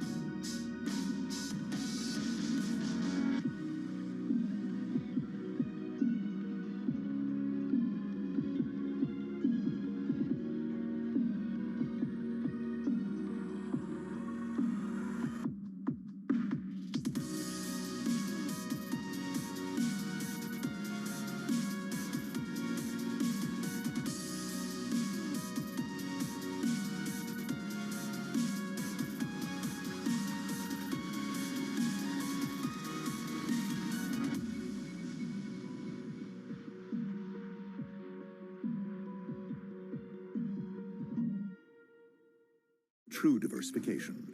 That's what adding commodities exposure to your stock and bond portfolio can help provide. The Bloomberg Commodity Index is the standard for commodity market exposure.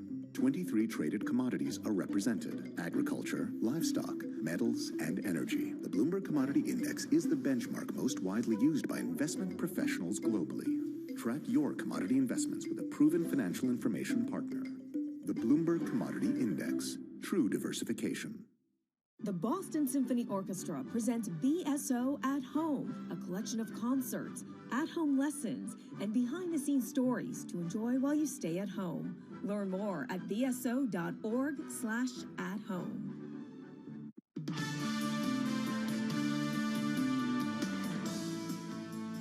Bloomberg Surveillance. Good morning, everyone. Our simulcast, Lisa Abramowitz and Tom King, John Farrow off this week as well. Lisa, there's a number of things I want to talk about, but one of them clearly will come up at Jackson Hole, and that is an economy flat on our back. While you were gone, Lisa Abramowitz, Mark Zandi told us the unemployment rate wasn't 10%, but was 14%. And, you know, I'm seeing it in New York as well. While you were gone, I was seeing the deterioration of New York. It is very tangible in New York City right now, this slowdown that we're coming up against in September. Yeah, and people are saying major employers aren't bringing people back to the office as quickly as they had previously expected because of the resurgence in virus cases. Tom, how long are you going to do this, where it's when you were gone? Is it going to be 3 weeks from now? When you were gone, Lisa?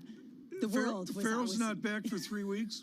Yeah, so you're going to keep going. When you both were on sabbatical, I will say, people are all looking ahead to how quickly this resurgence will occur. And I was checking in, Tom, and I did see that the unemployment filings last week came in above 1 million yet again. And I think that was really telling about how the slowdown in rehiring has taken steam. And really, there is a sort of a pause in the economy. And before we get to our wonderful fixed income guest to frame this discussion, I want to cite here, Lisa, while you were gone, Michael Ferroli and the JP Morgan research note, which was on Friday, where they parsed out the huge inflation debate we're in right now, and against it, the dearth of employment in parts of the American economy that are doing really well, but other parts flat on their back. And Bruce Kasman and his team clearly came out on the side of a recovery that's going to be tentative at best. Yeah, and we're definitely going to be hearing more on inflation on Thursday from Jerome Powell when he speaks at Jackson Hole. Michael Collins joining us now, PGIM Senior Portfolio Manager. We're going to be hearing about inflation exactly from Jerome Powell. How much is a low inflationary backdrop what's underpinning yields right now relative to any Fed intervention or QE that's ongoing?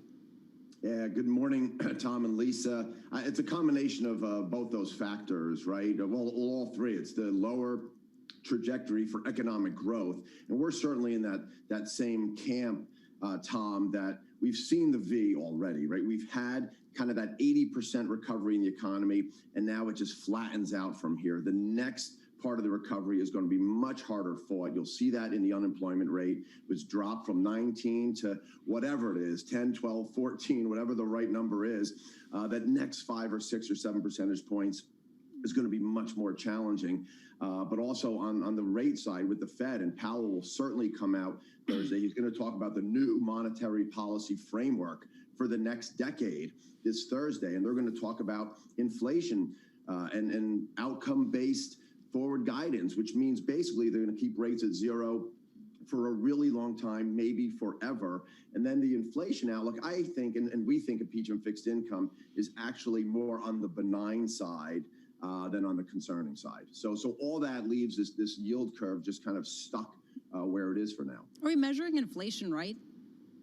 You know, if you look at all the different components, right, and the people look at the headlines and say, wow, I'm paying more at the grocery store, right? I'm paying more for a couple of things. Oil prices, commodity prices are going up, but they're still generally down year to date. And you look at almost any other factors, almost any other inputs, the costs are coming down, the prices are coming down. Look at AMC theaters, they opened up. Wow, they're charging a whole 15 cents per ticket. If that's not deflationary, I don't know what is, right? So there are huge parts of the economy where prices are still coming down. So you have to look at the whole picture. Well, Lisa saw inflation, Michael, up at the Racket River Outfitters up near Tupper Lake as well. Yeah. Worms were just like through the roof. We're not going to live this down, We're not going to live this down.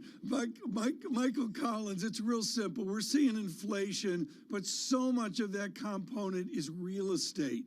How do you guys see the dynamic of real estate folding through inflation into what fixed income does? Well, the real estate markets are kind of seeing the exact same thing. It's a microcosm of the broader economy where you're seeing more of a shift in the demand and supply of different goods, right? Exactly. Yeah, maybe it's difficult to find a bicycle or an elliptical or a fishing pole, and it's difficult to find a suburban home these days because there's so much demand. But the real estate markets in general, if you look at commercial real estate in almost any sector, Tom, other than warehouses and logistics-based, it's brutal. Then let me ask you a really important money question, which is where's the shadow economy right now? Where are the shadows of 2007 or even 2006 out here in 2020? You know, I think, again, if you put your long-term hat on, you look at the trajectory of the U.S. and the global economy, that the whole developed world has been on a slowing trend for decades now, right? And it is driven by these huge secular forces, demographics primarily, but this debt overhang, in our view, is actually a negative for global growth over the long term. It weighs on growth, having all this public sector debt. And that's the big picture, and you have to get the big picture right. What's happening in the wiggles here and there isn't that important. I heard your prior guest talking about the bond market, talk about, rates and stocks usually don't move like they are today. I've been doing this for almost 4 decades, Tom, and rates have gone straight down for 40 years, and stocks have gone straight up. So I don't know if there's anything unusual about the relationships we're seeing today. Well, Mike, but to Tom's point, which was a really good one, the idea of these shadows of where we're seeing the real economy, of where we're seeing some of the pain that you're talking about.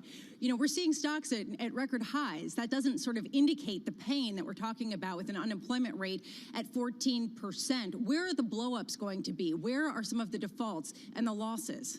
I mean, we're going through one of the greatest market share shifts we've ever seen in our lives, right? So again, it's not a rising tide lifting all boats here. There are a lot of winners in this, right? There are a lot of sectors, a lot of companies, a lot of industries. We talked about supermarkets, we talked about online businesses. Those things are booming. Their sales, we just saw retailer sales. Their online businesses are booming. The Walmarts and Targets are booming. The department stores are getting crushed, right? So it's all about the shift underlying the economy here. You can't really look at the whole picture. You have to look at stock by stock, bond by bond.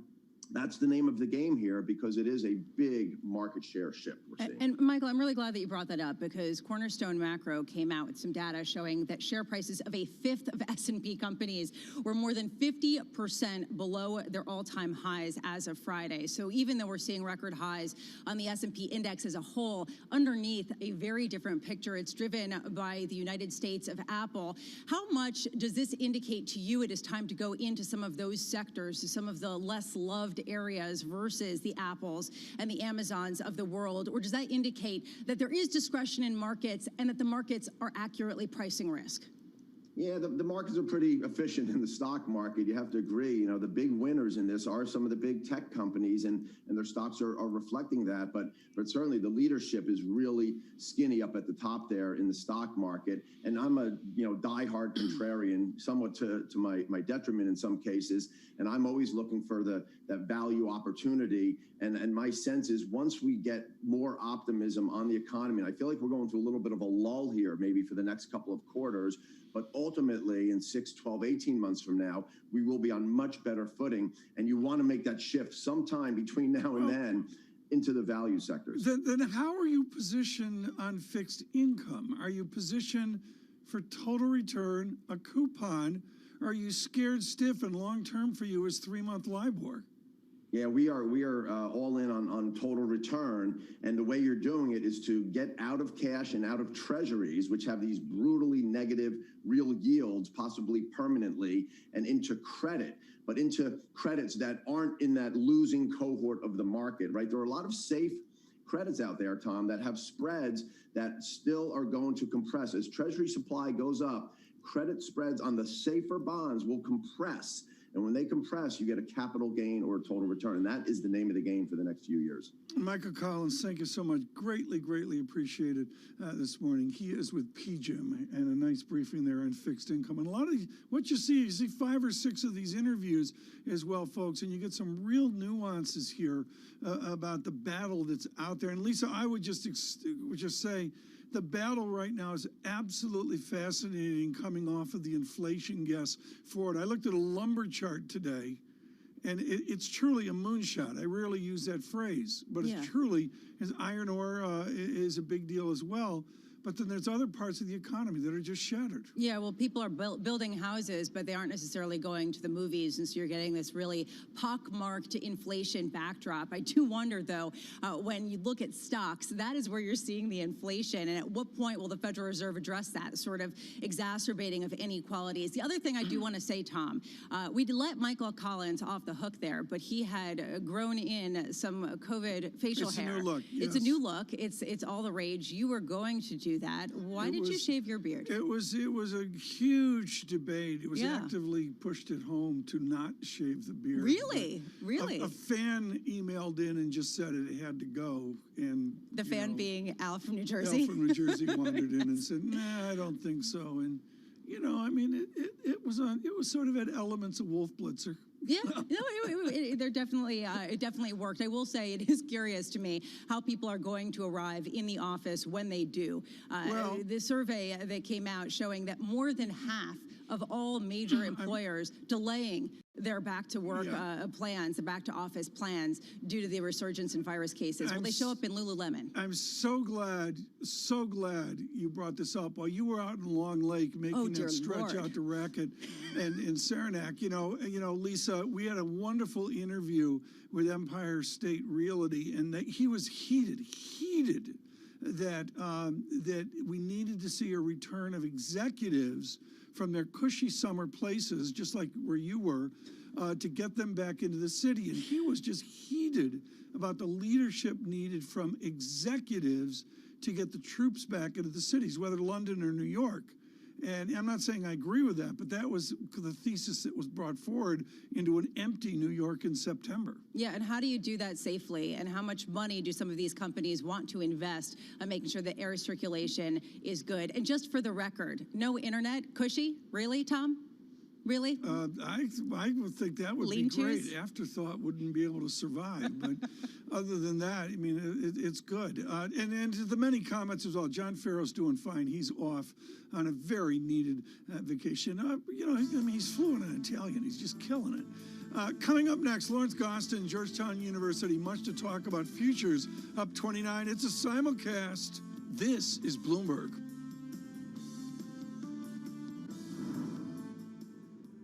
With the First Word News, I'm Rishika Gupta. Democratic presidential nominee Joe Biden is hitting back on President Trump's comments about his age. Trump has made Biden's fitness for office a central line of attack in his re-election campaign, calling the former vice president confused and diminished. Biden tells ABC it's a legitimate question, but scoffed at Trump's characterizations. If elected, Biden would be 78 on Inauguration Day, making him the oldest president ever to serve. Trump is 74, and if he wins a second term, he would surpass that mark. One of President Donald Trump's longest-serving aides is leaving the White House at the end of the month. Kellyanne Conway, the first woman to manage a winning presidential campaign, says she's quitting to focus on her family. Her husband is also leaving a campaign group committed to defeating President Trump. Conway says the two may disagree, but they're united on what matters most, their kids. An explosion at a major natural gas pipeline near the Syrian capital of Damascus triggered power outages across the Middle Eastern nation today. State media in Syria is calling the blast a terrorist attack, but gave no further details. No deaths or injuries have been reported.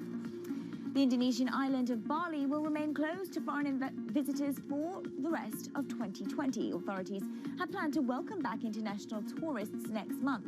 But officials say Indonesia remains a so-called red zone as the coronavirus continues to spread. More than 6 million foreign tourists visited Bali last year, accounting for more than a third of Indonesia's total. Global News, 24 hours a day on air and on Bloomberg Quick Take, powered by more than 2,700 journalists and analysts in more than 120 countries. I'm Ritika Gupta. This is Bloomberg.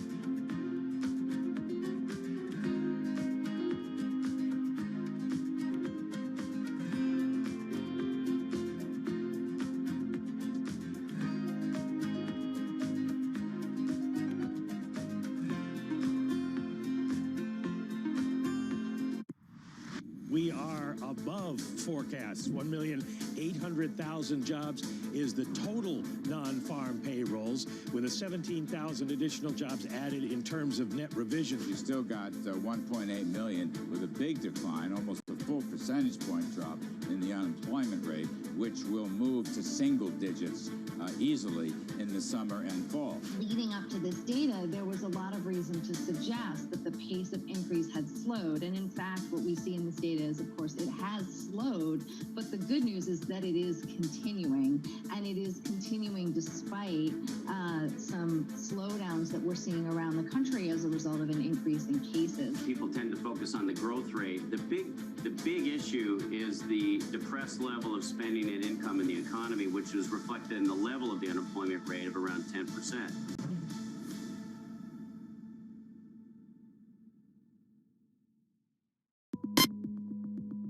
It's such an interesting new world. The world is changing. For us, it's not about being first. It's about being the best. While everyone is zigging, we're zagging. We feel like we can maybe help people out more. We have an enormous number of big ideas.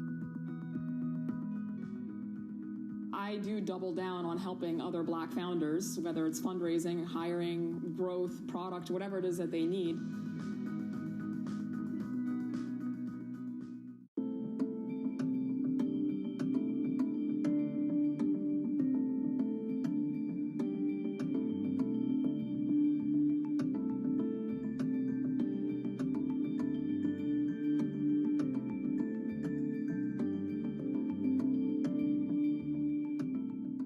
Does, as you say, have some catching up to do on that front. So we are expecting to see a little bit of strength coming through at the start of trade. How long will it last, though? The perennial question.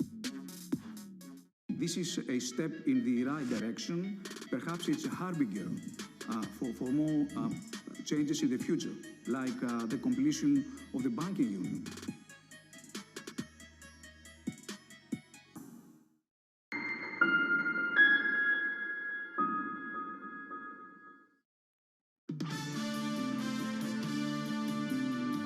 Through this study, over 100,000 Americans have already enrolled to receive this treatment, and it has proven to reduce mortality by 35%. The president over the weekend, once, twice, even 3 times, talking about his definition of science and his advocacy to take any treatment, and let's go, let's go, let's go. Certainly it'll be a theme of 4 days of his Republican convention as well. We've addressed this earlier this morning, but let's touch on it again. Lawrence Gostin is with us, truly one of the nation's leaders on health policy as well. There is a dichotomy here, which I know is not going to matter at the voters at the voting box in November. But Professor Gostin, there's a science candidate and I guess a non-science candidate.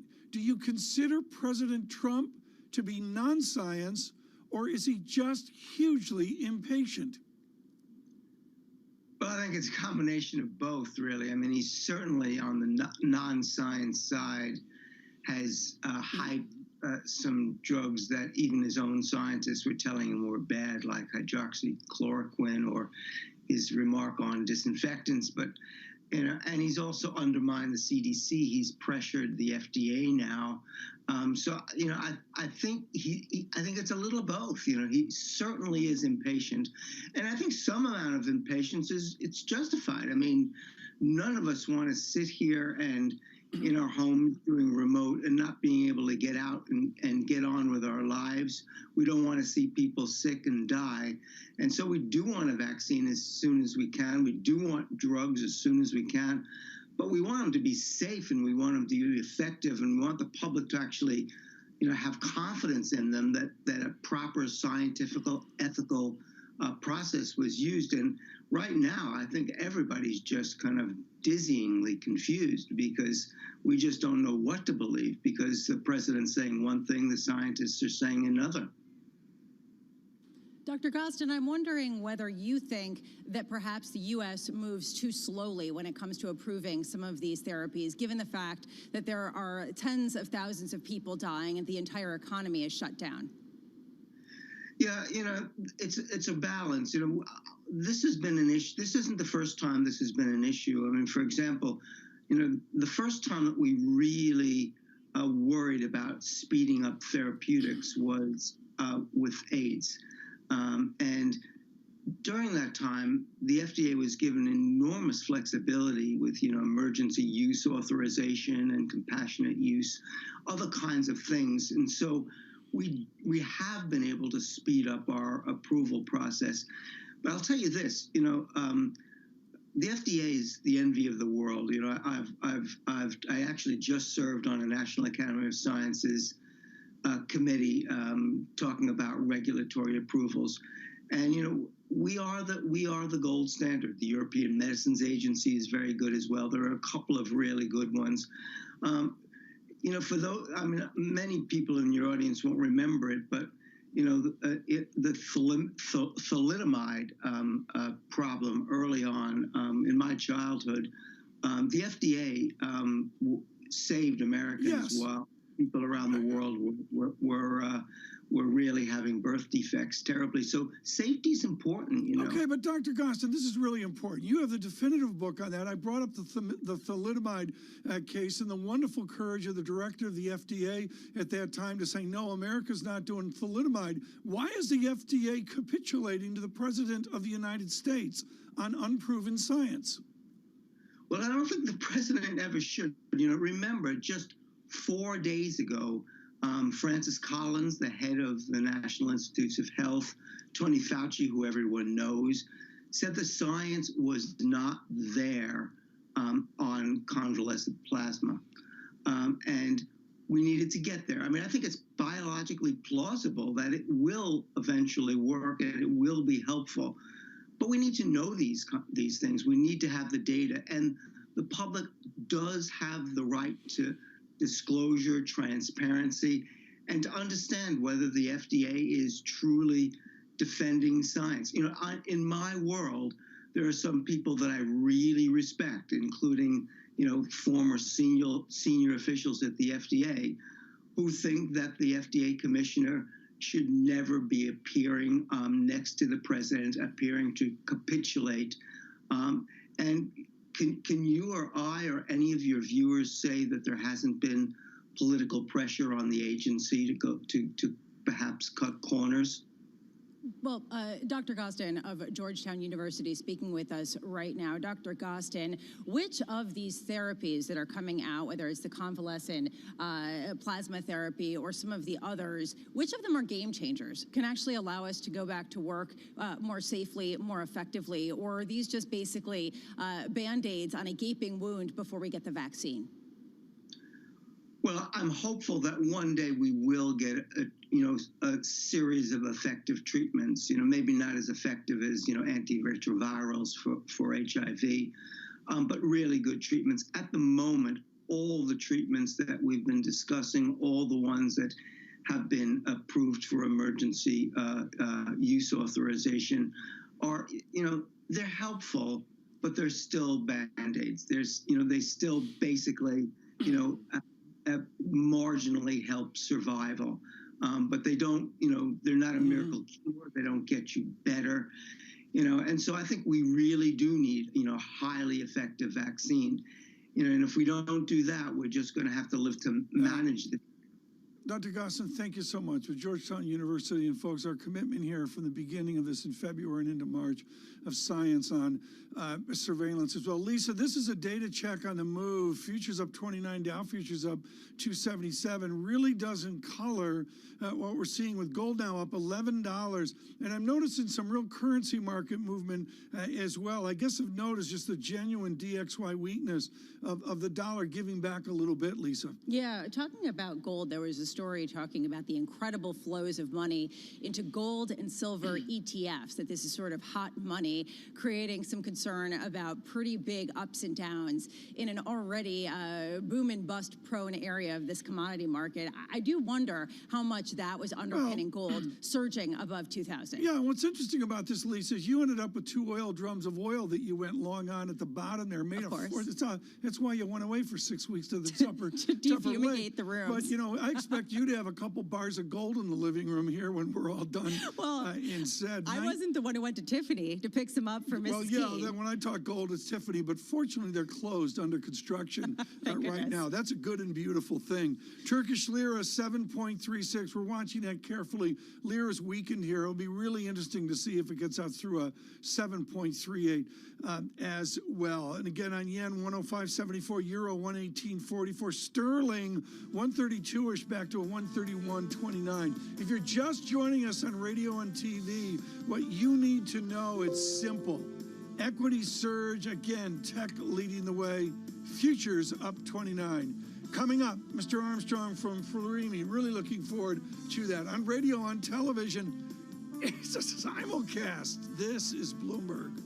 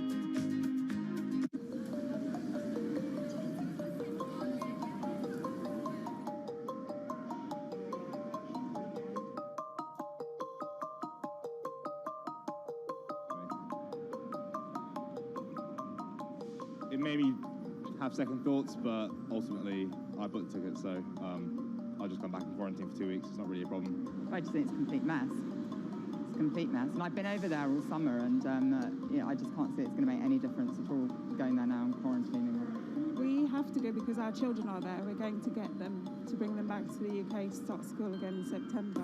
So we have no choice. You have to stay in for 2 weeks. So I've got friends who've got to get you back groceries and all that kind of stuff. Which my wife can do, but just incredibly inconvenient.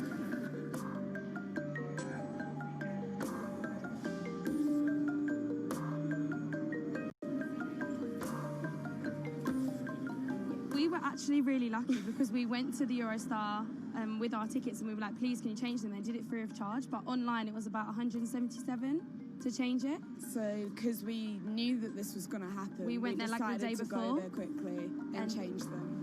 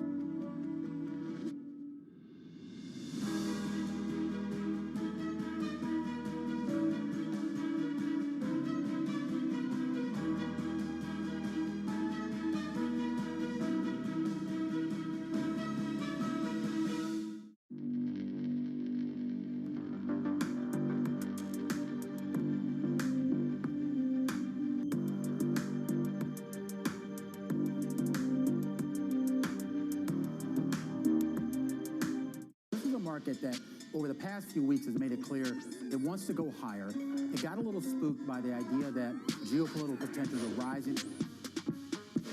The Boston Symphony Orchestra presents BSO at Home. While you stay inside, enjoy a curated collection of archived concerts and behind-the-scenes stories from BSO musicians. BSO Homeschool provides lessons for music lovers of all ages. New performances and messages from musicians are added regularly. Enjoy these selections and much more at bso.org/at-home. Are seeing a lot of divergence within the market in terms of valuation. There is a disconnect between what's happening in public equity markets and what's happening on the ground. The stock market doesn't reflect the real economy. Mainstream is struggling. The pace will probably slow down now that we've had this quick rebound. We've got less supply, we've got demand being stimulated, and that imbalance should lead to higher prices. This is Bloomberg Surveillance with Tom Keene, Jonathan Farrow, and Lisa Abramowitz. Good morning, everyone. Bloomberg Surveillance, Jonathan Farrow, Lisa Abramowitz, and Tom Keene. Lisa Abramowitz back from a lengthy vacation up north, mountain girl out there, up Mount Marcy, down Mount Marcy, portage across Saranac Lake. Unbelievable. John Farrow's still on sabbatical, and I've been here. People say, why are you here? To be honest, Lisa, it's because I was moving. There's a lot of that going on. While you were gone, Lisa, we got some housing data. My goodness. And one of the wacko things we've got out there is a booming housing market with the haves. Yeah, well, and people who can buy houses will, although people who can be at work and avoid being tormented for being off for 1 week may do so. And I will say maybe John will prolong his vacation in order not to be lambasted for being on a sabbatical. I will just say, what about you? Aren't you going to go do some portaging? I heard you love that. No, we're not going to do that. We're going to get the kids back to school and try to move forward. That's one of the big debates here. We welcome all of you on our simulcast, Bloomberg Radio, Bloomberg Television. I've heard many of your stories about this challenge of virtual learning back in the classroom, as Lisa mentioned in the last hour, just simply getting people back to the offices. Lisa, the summary here is it's not happening, is it? No, and I will say, actually, my youngest kid beginning school today online, and they have been asking me, when will real school begin? It's quite clear that teachers are being told, do not say real school. This is real school, because for now, this is what it is, and we don't know when it's going to change, right? I mean, they always ask me, when is it going to go back to something more normal? You brought it up just now with Lawrence Goss of Georgetown, and it's just George Washington, I should say, and it's real simple, Lisa. It's just about a vaccine, and we've heard that from everyone in science along the way. We got to get to a vaccine to get back to normal. Yeah, and until then, we're going to be focused on things like plasma treatments and others. We're also going to be focused on Apple and how many iPhones and iPads to buy, given the fact that all of our schools are doing that, which raises a question, Tom, about valuations, particularly with the big tech shares. Well, you're out to $2.1 trillion value in there. We'll talk to our guest about that in a moment. Let me do a data check to get framed here. Up 31 points on the Dow. That's a high for the day. That's the S&P futures up 31 points. Dow up 288 as well. We're finally getting a good print on the VIX in a stick, 1.28% on the 1.28 points, I should say, on the VIX, 21.26. And the big story here, Lisa, and you know it, bonds won't give way. We're supposed to get prices lower, yields higher, risk on, and it ain't happening, Lisa, is it? No, and that's one of the things that's been backstopping some of the high flyers, the Apples, the Amazons, the Facebooks. And joining us now, Patrick Armstrong, Plurimi Wealth Chief Investment Officer. You made the point, Patrick, that right now Apple is worth the same as the entire FTSE 100 in London. Does this make sense to you? And then when you step back, it makes a lot of sense. And in my global equity portfolio right now, I've got 5.3% allocated to Apple, and I've got 3.6% allocated to the UK as a whole right now. So actually, I'm of the camp that the valuations of Apple make more sense than owning the FTSE right now. And it's a function of liking Apple and the dynamics that are driving Apple forward, but also the sectors that make up the FTSE 100. The oil companies, I think, are going to be worth significantly less in a few years from now. The banking system are being punished by the interest rate policies of central banks. So I do think it makes sense. Apple's not cheap by any measure you look at, but actually the fundamentals are going to improve with Apple, whereas for the UK market as a whole, I think there's a lot of headwinds. To me, it's a proxy, Patrick, for nothing more than revenue growth. People are starving for some form of relative revenue growth. Is that correct? People are starving for growth of any kind, yeah. So Apple on an earnings basis is more expensive than it's ever been. The S&P 500 is more expensive than it's ever been as well. And real yields are the driver of markets. I just CC'd both of you too on a Twitter, and I put a chart of the MSCI World versus the U.S. 10-year real yield. And they're almost a perfect link over the last 4 years. They go up and down together or inversely. And negative real yields at 1%. I think Mr. Powell on Thursday is going to lay out the case why real yields can move significantly more negative if needed. And I didn't mention that in the I didn't mention that in the data check. Negative 1.03. That has really dropped down. When I walked in the door, folks, it was a negative 0.99, and the real yield down. The jargon's at 103 basis points down. For it to break down even further would be a huge, huge deal this morning. Lisa, because we can get off the Bloomberg easy, the running PE on Apple is 38 times earnings. It's not cheap by any means, as Patrick was saying, yet those negative real yields pushing people into it as a value haven, as someplace perhaps if you didn't want the triple levered cash fund that Tom Keene has. Patrick, how much is buying Apple shares a bet on real yields going even further into negative territory? It's a bet, yeah. So we've got Apple. We've got a big bias towards quality and growth in our long positions, and our short positions are cyclical and banks with a lot of debt. And we're in an economy that's suffering a massive output gap. It's incrementally, things are getting better every month, but they're a long way from getting good. And the central bank and the government are going to be big drivers of trying to reduce that output gap over the coming quarters. And it's a function that you're going to have huge fiscal stimulus, and you're going to have a central bank that won't let the yield curve steepen, and they're going to keep short end rates anchored at zero. All of that turns into more negative real yields because eventually inflation does get into the system. It's not a 2020 story, but all the drivers that central banks and governments are putting in place are to create eventual inflation. And if you're investing with a medium-term to long-term outlook, I think that's the biggest thing driving markets right now. Eventual inflation, what does that mean for some of the less loved areas of the stock market? I'm thinking of small caps. I'm thinking of the majority of stocks that are still 25% in the S&P below their all-time highs. Yes, it's. I think I've heard people characterize it as a K-shaped recovery, where the winners are just going to keep moving higher, and that's the upward sloping part of the K. And the sectors and companies that are losing are going to continue to lose, because if you're a company that doesn't have pricing power, it's very difficult to grow profitability when basically the economy isn't growing to its potential, and we're a long way from growing towards potential. So you need to be a company that's got pricing power, a dominant market share, and be able to basically capitalize on the weakness of a lot of your competitors. Patrick, these glory stocks, are they under-owned by institutions?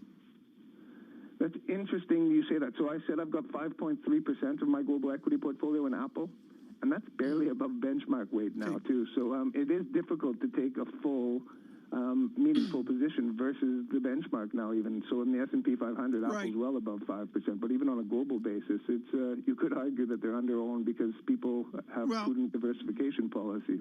Patrick, I'm really glad you brought this up because while Lisa was away last week, this was a huge theme for me on diversification. Folks, this is really important. Patrick, 30 years ago, couldn't have a 5% position in Apple. Under a diversification mandate by prospectus, maybe he could get out to 3% at best. Do you feel like that's too big a position? Actually, so I haven't been buying Apple this year. Every month I end up selling it because I bring it back to 4.9% and it drifts to 5.3% by month end. It just seems to every month this year. So I've not actually been a buyer of Apple. I've been a holder of Apple. But there's a lot of great companies that are smaller throughout the world. It's not just the FANG and the Teslas of the world that are growing. We've got a lot of technology companies in Japan that actually are relatively cheap. Tokyo Electron, Cairns, things like that. There are quality growth companies outside the big five that everyone talks about. Well, when you buy in Japan, are you buying on a hedged basis? Is there a currency of choice for you, or do you basically make it an investment in the nation in which you're buying the stocks? I love to have yen right now. Just it's an offset to the risk environment. If you own equities, you're long risk. If you have some yen, it's actually a bit of a hedge against that. So I think yen is a good safe haven bet still at this point. So I'm happy to have the yen exposure. Patrick Armstrong, thank you so much. With Plurimi Wealth this morning, there some good talk on the equity markets and sort of giving you the framework, folks, about how people load up. Lisa, this is a raging debate about should you rebalance, and if you decide to rebalance, how to rebalance. And as the pro said there, Mr. Armstrong said his formula, he has a formula to work off of every month. Yeah, but I mean, the way that Patrick was saying, he has to sell every month. Every month he is a seller because by the end of the month, Apple once again is above his benchmark weight just because of how much it's rallying, indicates that you have to take a position to sort of maintain those thresholds. Some people agree with that and others don't. One of my great mentors was a guy named Benjamin S. Edwards III, running a firm called A.G. Edwards. And Ben Edwards once told me, Lisa, the way to rebalance is to just let them grow. And of course, in this environment, that leads to some odd outcomes, to say the least. Well, yeah, it raises a question of systemic importance because if Apple is a 10% or 15% of everybody's portfolio, they can't fail. And it raises a question of some of the U.S.-China trade wars and some of the tech wars that are ongoing. And I think that this is a really important point. I really wonder what the card is for the Chinese, rather, in this battle. And of course, maybe some of that's been put aside here as we go to the Republican convention this week. But you really wonder how that Chinese Beijing-Washington relationship is going to frame up here as we go into September as well. I want to look at the oil complex, 42.78 on West Texas. Brent crude just under 45. It's been somnolent, as they say, up in the Adirondacks. Somnolent, like really, the loons, thank you. I'm like never, the loons sounding going to live this down. As well. But there's oil where it is, and that'll be a good briefing point with Amrita Sen. She's Energy Aspects Chief Oil Analyst, and we're thrilled that she could join us here. She does a real nice dovetail of microeconomics, the supply and demand dynamics into the price of oil. Futures up 30, Dow futures up 282, the VIX 22.37. This is a simulcast. Lisa Bramwitz and Tom Keene. Also with us, John Farrow. This is Bloomberg. Good morning. With the First Word News, I'm Ritika Gupta. Republicans are ready to formally nominate President Trump for re-election. A scaled-down convention will kick off in Charlotte, North Carolina. It's a crucial moment for Trump, who is trailing Joe Biden in national and battleground state polls and under intense pressure to turn the race around. President Trump is scheduled to speak during each of the 4 nights of the convention. President Trump is losing one of his longest-serving advisors. Kellyanne Conway says she will leave the White House at the end of the month to spend more time with her 4 children. She was the first woman to successfully steer a White House bid and then became a senior counselor to the president. Conway's husband, George, is also leaving a campaign group committed to defeating President Trump. And back-to-back storms will deliver a double blow to the U.S. Gulf Coast this week. More than half of offshore oil production is already shut, and residents from Texas to Florida are bracing for severe weather. Tropical storm Marco is rushing toward landfall in Louisiana, and the larger tropical storm Laura is stoking concern amongst meteorologists because of its potential to strengthen into a hurricane as it crosses warm Gulf waters.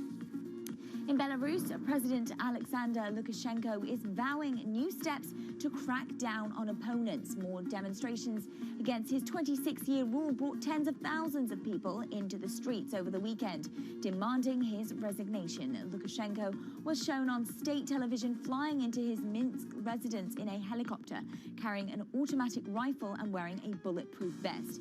He claimed a landslide in the August 9th election, which triggered protests.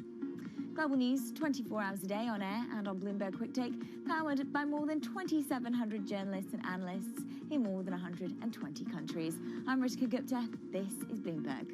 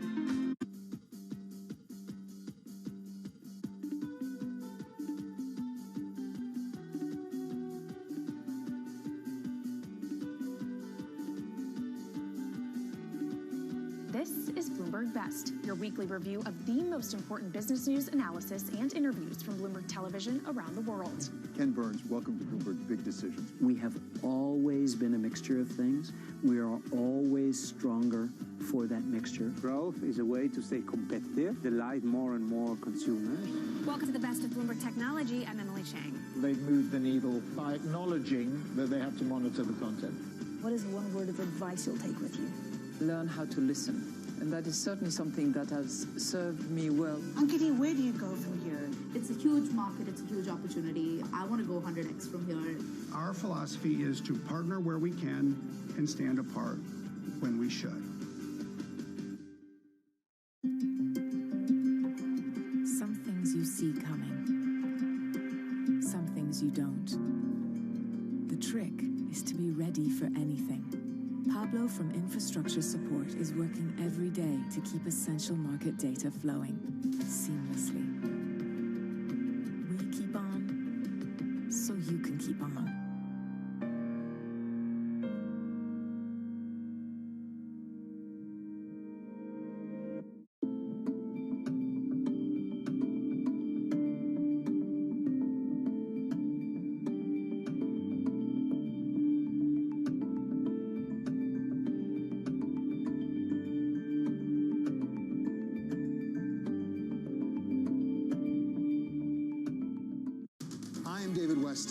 Bloomberg Television is reinventing one of the most iconic brands in financial television for a new audience.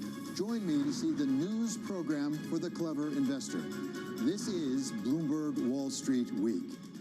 Give you a sense of the real-time action, the 10-year yield tumbling now 11 basis points, so continuing in this knee-jerk risk-off feel.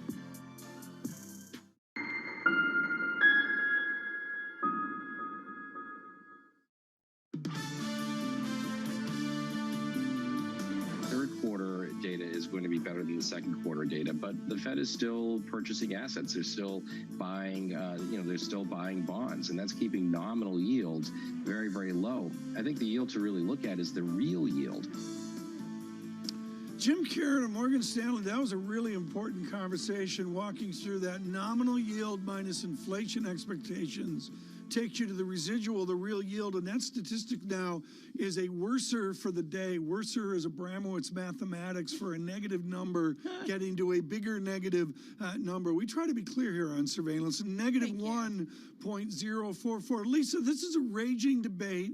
I think I've made clear I'm really interested in nominal less inflation expectations rather than a focus on the residual. Where are you on this? Do you believe in the real yield like John Farrow believes in the real yield? I do believe in the real yield in as much as it reflects the investment prospects in bonds, at least by some investors, and it sort of shows the sort of push into riskier assets for any kind of income, this sort of idea of stocks being turned on their heads as income plays rather than capital appreciation plays. But I think both are important, obviously, because inflation expectations are just that, expectations. What are your expectations for inflation given your pile of triple levered cash? I'm glad you brought this up because I read about it a lot this week, and I thought the Kasman and Ferroli over at JP Morgan did a phenomenal job on dividing inflation expectations into short term, where clearly, Lisa, I mean, you saw what Tupper Lake Bait and Tackle, what they cost there for worms. I mean, the inflation in tourism Adirondacks is huge. The inflation in the grocery store, the inflation in lumber, and on and on.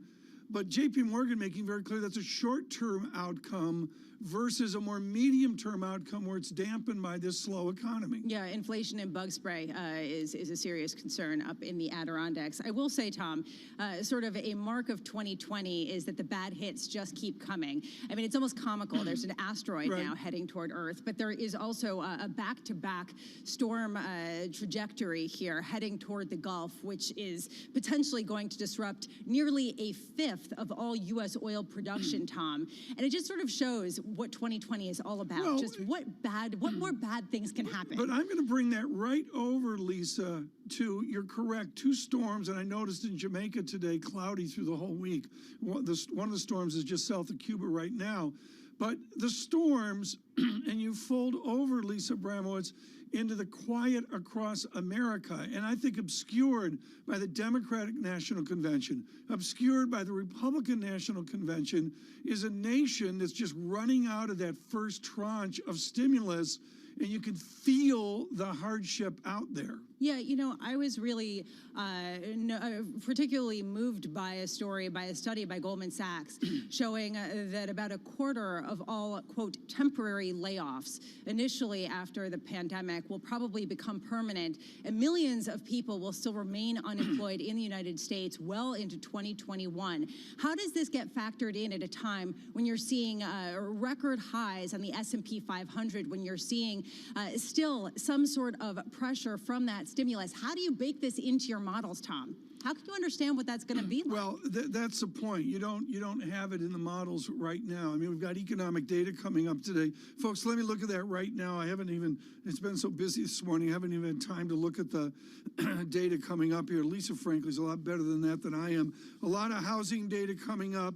We've got some confidence numbers as well, durable goods. So I'm going to call it all in all off week. I would notice, Lisa, August 27th, we're going to get that second look at GDP, and we forget that this is stunning, folks. Yeah. I forget that the annualized GDP statistic quarter to quarter is a negative 32%. It was like negative 9. Yeah.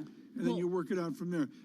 We forget how bad that drop was. Yeah, well, John isn't here, so I'm going to represent John in saying it is very strange that in the United States we look at the quarterly on an annualized basis rather than on a quarterly basis. So that is the caveat. But yes, it was dramatic. And the question is, at what point does this go into some of the defaults and delinquencies that people have been expecting, particularly among the big banks that have set aside more than $30 billion for soured loans? news. We welcome you on our simulcast, Bloomberg Radio, Bloomberg Television. On TV, we're looking right now at the 10-year TIPS yield and how it's broken under the zero level. For those of you on radio, I'll get it out on Twitter here in a bit. But really, the highlight for me within the bond market is how that real yield is broken down this morning, with futures up 29 and against it, new lows in the real yield to a negative 1.04, not record lows, but getting there rather rapidly. On oil, Amrita Sen of Energy Aspects. Amrita, what is the distinction right now in supply-demand dynamics on oil? What are you focused on?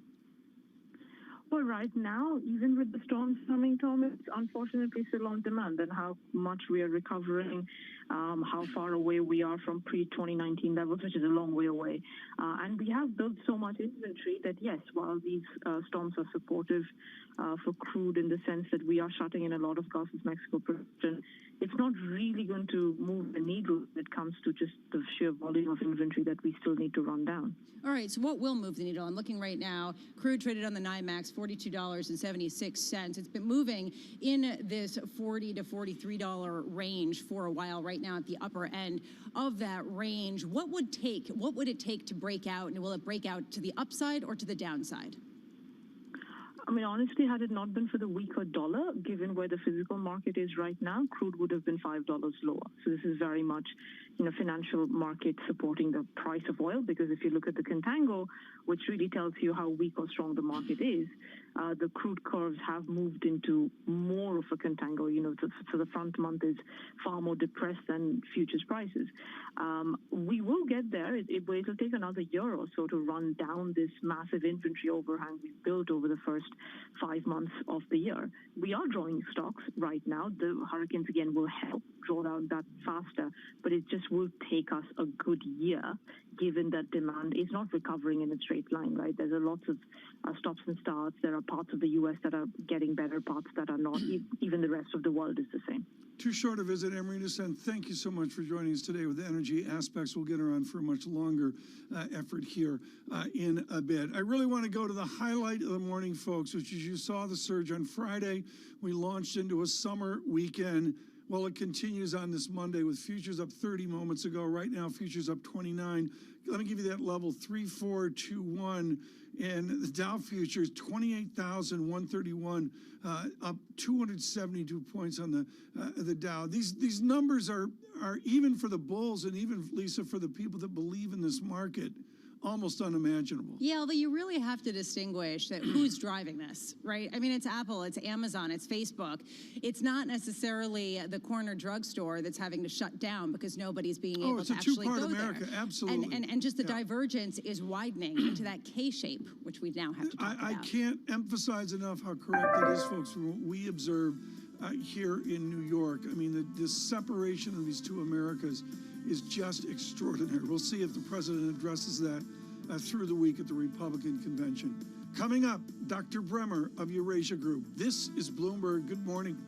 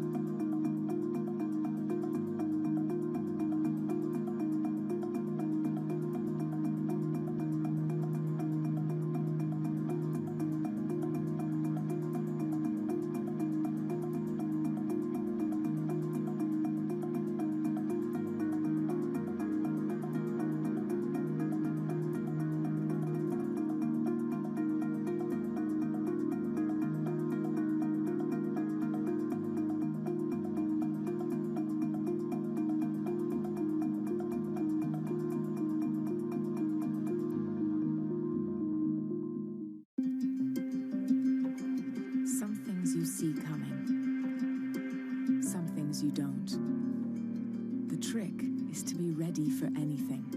John from Infrastructure Support is working every day to keep essential market data flowing seamlessly. We keep on, so you can keep on.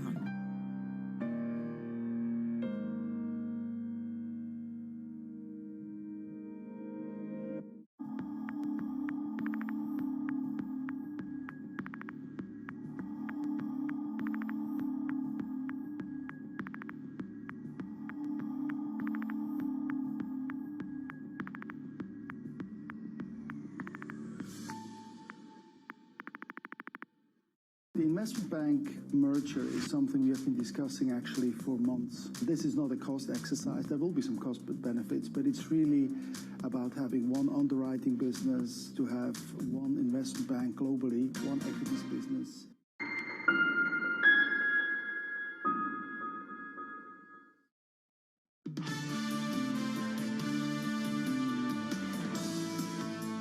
Bloomberg Surveillance, good morning, everyone. It's simulcast. Lisa Bramowitz and Tom Keene. John Farrell off this week as well. Let me do a market check right now. We have a lift to the markets a la Friday, up 28 points on future. Dow futures up 269 points. And the real story for me is yields haven't lifted. This is a key issue that we see here. I've got a fractional lift in the 10-year, the 30-year bond, 1.35%. Lisa, comment here quickly on the tips. 1.04, a negative yield on that real yield. Yeah, it's interesting because we talk to investors, they're not expecting any meaningful tick up in inflation, but any inflation leads to this negative real yield that continues to go lower. And Tom, the question this week ahead of the Jackson Hole Summit is going to be, how low can those real yields go?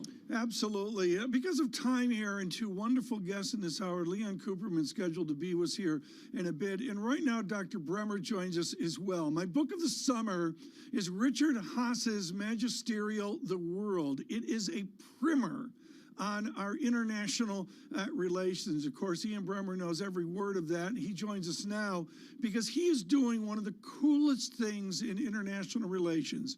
Ian Bremer escapes every summer to Nantucket, and you think he's leading the big life, but what he's doing is leaned over a desk working like crazy on his next book. And that next book, we are in anticipation of The Crisis We Need. What is the crisis, Dr. Bremer, that we need? You'd like to believe that it's coronavirus, right? Because it's the biggest of our lifetimes. As we all know, crises do give us the opportunity to respond to things that are deeply broken. It is hard to see in this environment that we are taking advantage of the opportunities this crisis affords us. So the book is all about that and other such opportunities on our horizon. What we have right now is we jump from news item to news item. This morning, Dr. Bremer, it is the Secretary of State making a convenient trip to Israel so he can speak from Jerusalem to support his president with his evangelical base. Comment on the appropriateness of a Secretary of State speaking at a convention from Jerusalem. There's not much that this administration is concerned about in terms of symbolic appropriateness.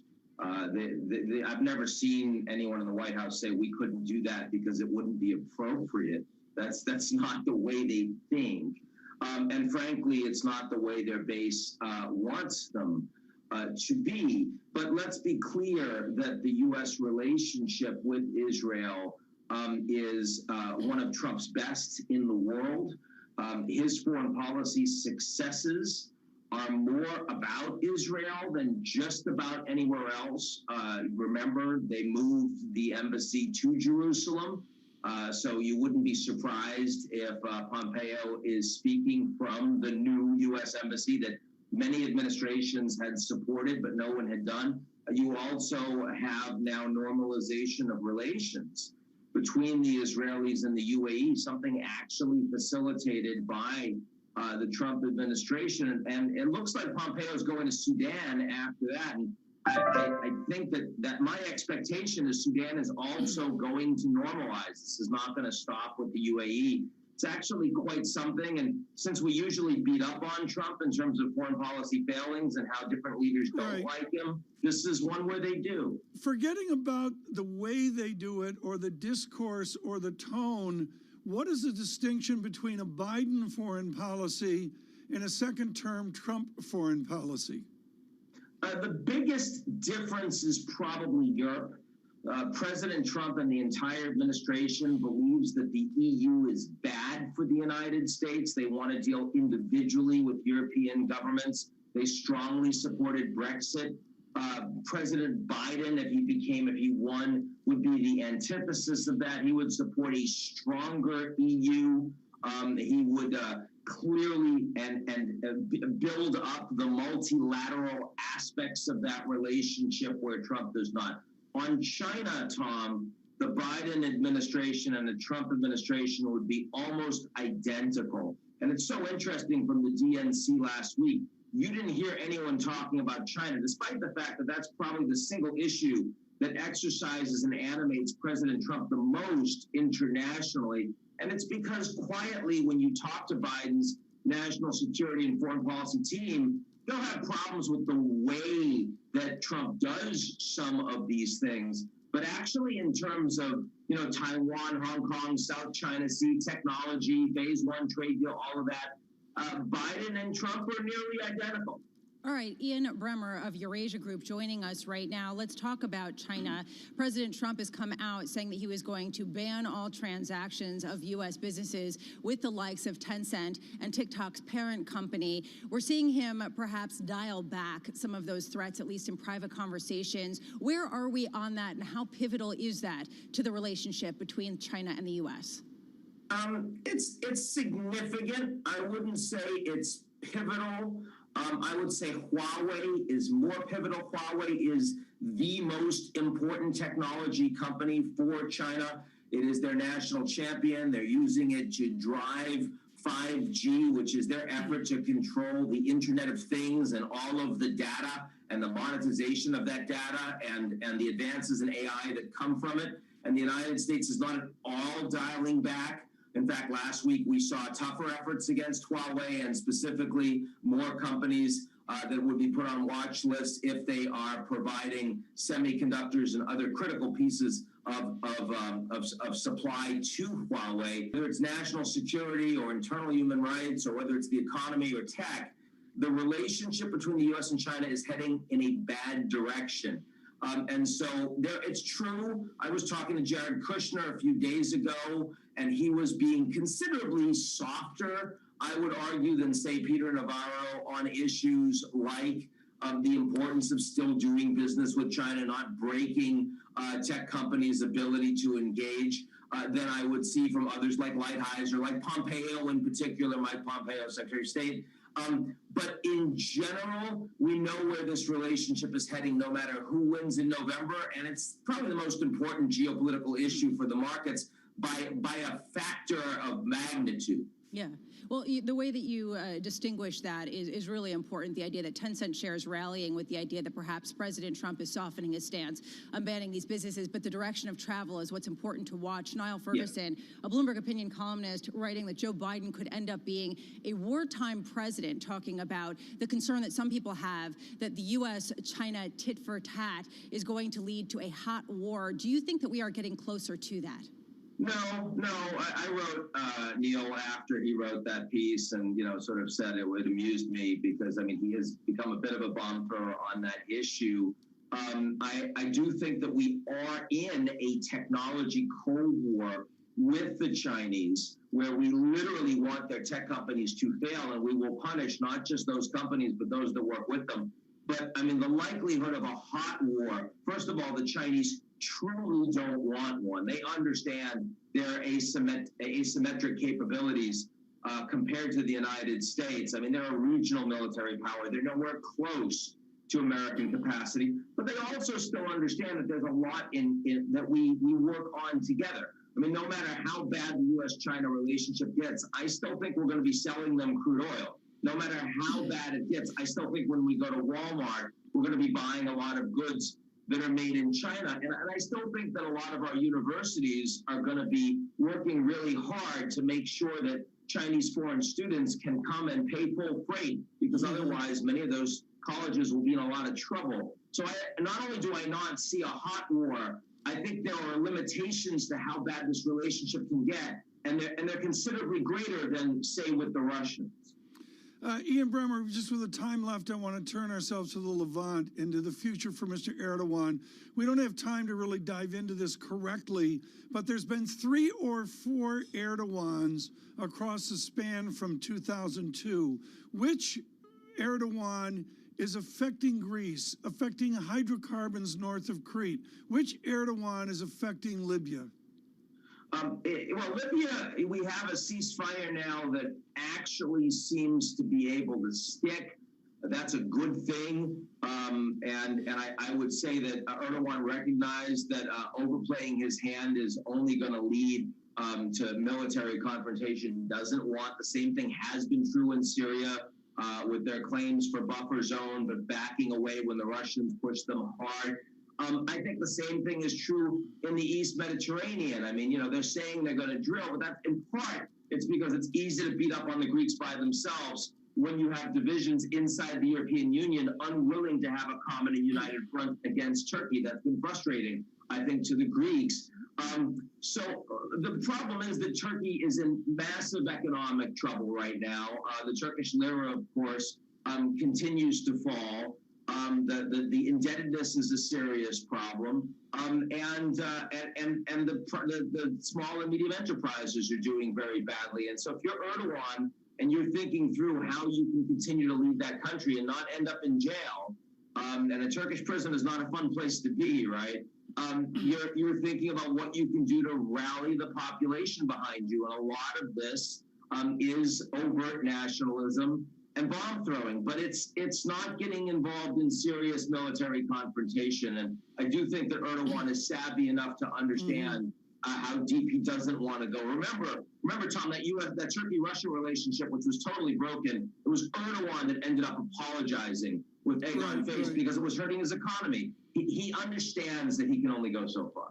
Ian Bremmer, thank you so much, and good writing to you in Nantucket. He, of course, is with Eurasia Group. We're thrilled to participate in their annual effort as they release their report at the first of the year as well. Turkish lira, 7.37. Turkish lira, 7.37. That is a substantial, almost 6-figure move on Turkish lira, not through to record weakness today, but nevertheless, at a 7.37, there's a velocity, a rate of change here on Turkish lira that is quite important as well.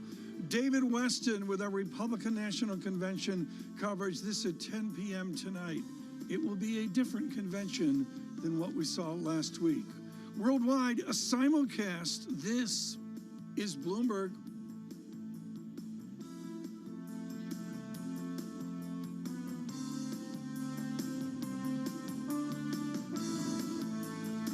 With the First Word News, I'm Rishka Gupta. Democratic presidential nominee Joe Biden is hitting back on President Trump's comments about his age. Trump has made Biden's fitness for office a central line of attack in his re-election campaign, calling the former vice president confused and diminished. Biden tells ABC it's a legitimate question, but scoffed at Trump's characterizations. If elected, Biden would be 78 on Inauguration Day, making him the oldest president ever to serve.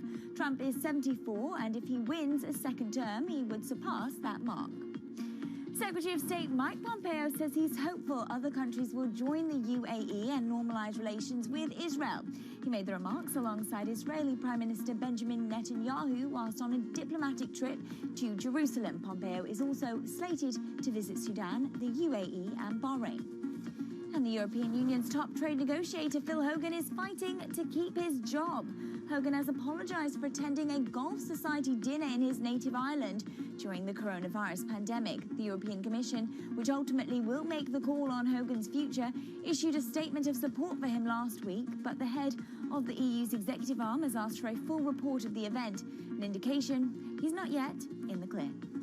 And New Zealand's Prime Minister says the lockdown of Auckland will last an extra 4 days as authorities try to stamp out an outbreak of the coronavirus. Prime Minister Jacinda Ardern says Authorities need to be sure that they've found the perimeter of the outbreak and they're not seeing too many new cases emerge. Global news 24 hours a day on air and on Bloomberg Quick Take, powered by more than 2,700 journalists and analysts in more than 120 countries. I'm Ritika Gupta. This is Bloomberg. First kid in his family to go to college. He ended up landing at Xerox, went on to Columbia University with the usual MBA, and landed at a small investment shop a million years ago. And there he built their investment research department. The II winner for, I believe it was 9, even 10 years in a row. Leon Cooperman joins us. This could be a 4-hour conversation. We don't have that. So let's get to it with the gentleman from Omega. Leon, I want to talk right now about the future of Goldman Sachs. You have a beloved relationship with it. You and I have talked about this many times before. I guess they're trying to be a retail bank. We went from Lloyd over to David. How is your Goldman Sachs doing? I think they're doing very well. I didn't expect this question. You know, I retired from Goldman Sachs, excuse me, at the end of 1991. So I'm gone for, 20 years, 91, so maybe more than 20 years, maybe closer to 30 years. Yeah. And so things have changed, but I have an extraordinarily high regard for the firm. They have a great culture. They're terrific people. But in all honesty, I'm not current. What do you, well, okay, that's diplomatic. I made a big mistake when I got my stock. When they went public, I gave it all to charity. And I should have given cash and kept the stock. Okay, that's a good way to put it. But Leon Cooperman, what's so important here is this experiment of trying to do investment banking, trying to do investment research and strategy as you did in Goldman Sachs Asset Management, and also trying to be a bank. Do you think that can be a successful strategy? I'm sure if Goldman Sachs pursues it, it'll be a successful strategy. What can I say? You know, I don't run the shop. When I was there, we were a private partnership. We used to laugh about the banks. And then what happened during the financial crisis in 2008, they were forced to become a bank to survive. And, you know, they'll go with the flow. You know, when I was there, they were very reluctant to get into money management. Now they're in money management with 2 feet. So, you know, they adapt to the environment. They're smart people. They're good people. And I would have great confidence in the firm. Leon Cooperman, Jerome Powell will speak at Jackson Hole today, a virtual Jackson Hole this week, rather, I should say. Tell me how you perceive the interest rate structure that the Fed has set. What has the Fed wrought on global Wall Street? They have created a real speculative bubble, in my opinion. I have to admit that I'm uncomfortable at the present time not because of the virus. It's a factor. I'm uncomfortable because I'm focused on something the market isn't focused on, and that is the amount of debt that's being created. Who pays for the party when the party is over? You know, we just celebrated our 244th birthday, and basically it took us 244 years to go from zero national debt to 21 trillion. We'll probably end this year at 27 trillion. That is a growth rate in debt far in excess of what the economy is growing at, and I think that that's going to be a problem down the road. Yeah, well, and I think they've created a real speculative environment. You know, I was just looking, to give you some statistics. Apple announced their 4-for-1 split on July 30th. The 20-day average call volume at that time was 721,000 calls. Okay, this past Friday, Apple traded 2.1 million calls, 3 times the average of 20 days. Okay, and the stock is up 17% since the announcement of the split, and that's before this morning. Tesla announced their 5-for-1 split August 11th. Same thing, big increase in call volume. The stock is up 49% since the stock split was announced, against the S&P up 1.9%. Now, the last time I checked, if somebody gave me 5 singles for a $5 bill, it didn't create any wealth. Right. Okay? Well, it did not create any wealth. That was the old calculation. Now this is the new calculation when you've got a big component of Robinhood investors. That's sort of one theory out there. What's riskier right now, the high-flying stocks or bonds? Well, I think no question that bonds, to me, present a return-free risk. And that's what's working in favor of the stock market. What I've not fully appreciated is what a zero interest rate environment does for stocks. I was focused on the fact that we've had zero interest rates in Japan and Europe, and their stocks are 5 or 6 multiple points below the United States market. So I think low interest rates are indicative of a problem economy. We've had artificial support for the economy since 2008. It's right. 13 years. And I don't look at that as being a positive. I look at that as possibly being a negative. You're Stephen Ratner, close to Mike Bloomberg, who I have enormous respect for, basically wrote an article this morning in the Times op-ed piece, the economic recovery that isn't. I think that the zero interest rates is creating a very speculative tone to the market. I've said for months now that we're really dealing with 3 markets, not one market. The first market is the FANG market. And frankly, these are very fine companies, these technology companies whose demand has been pulled forward by at least 5 years due to the virus. They're not cheap, but by the historical standards of the Nifty 50 of 1972 and the technology bubble of 2000, they're not in any way expensive. And people could conjure up whatever they want to conjure up. Leon, I want to go through this, and we should mention to all of you on our simulcast, we welcome you to Bloomberg Radio and Television. We are with Leon Cooperman of Omega. Of course, he's mentioned Mr. Bloomberg, the founder of Bloomberg LP, this radio and TV property as well, and also Mr. Ratner writing today an essay on the market. Steve Ratner, of course, managing some of the assets of Mr. Bloomberg, and of course, he's appeared with us many times before. Leon Cooperman, to the world of Stephen Ratner, you learned at Columbia Business School of a 60-40 or a 60-30-10 efficient market and proper asset allocation. What is the Cooperman theory, given the distortions that we have now? Can you stay with original investment science, or do you have to invent something new for the next 10 years? Look, I'm 77 years of age. I have no clients. I retired at the end of 2018. And I do what makes me comfortable. Right now, I have very, very, very few bonds. I think bonds represent a return-free risk. And I was beginning to explain to you, there's 3 markets out there. There's the FANG market, richly appraised, but not ridiculously appraised, okay? Yeah. Then the Robinhood market, which is ridiculous, totally ridiculous. Regrettably, I said this on TV about a month ago, that market would end in tears, and the very next day, some young man who lost $70,000 day trading committed suicide. Okay, Carl Icahn is as bright as they come. He liquidates his position in Hertz at 72 cents a share, and 3 weeks later, is trading at $5. And you check into what's going on, it's on the Robinhood platform. Eastman Kodak, Robinhood platform. Tesla, Robinhood platform. So, that's going to end in tears. I have no interest in that market. It's not rational to me. I don't spend time on it. The third market, there's things to be done, and that's everything else. So I give a shout out to my former partner, Sam Martini, who did great work on something called Mr. Cooper, COOP. I own it, okay? I like it. I would add to it right here, right now. Right. He did work. The work he did was knowable by anybody. Okay, he's a digger. He's smarter than the average guy. The company 3 weeks ago reported earnings in their second quarter, $500 million in cash earnings, which was 50% of the market value of the company in 1 quarter. Okay? Well, everybody was thinking about the stock being worth 12 or 13. Now they all think it's worth. But Leon, just because of time, I want to circle back. We were talking about the future of Goldman Sachs, the future of global Wall Street. Can you own the banks here? And if Mr. Diamond is running the sterling performer of the banks, can you acquire shares in JP Morgan this morning? I could. I own Citibank, and I'm concerned about financial conditions generally, so I'm not adding to my banks, but I think they're probably cheap.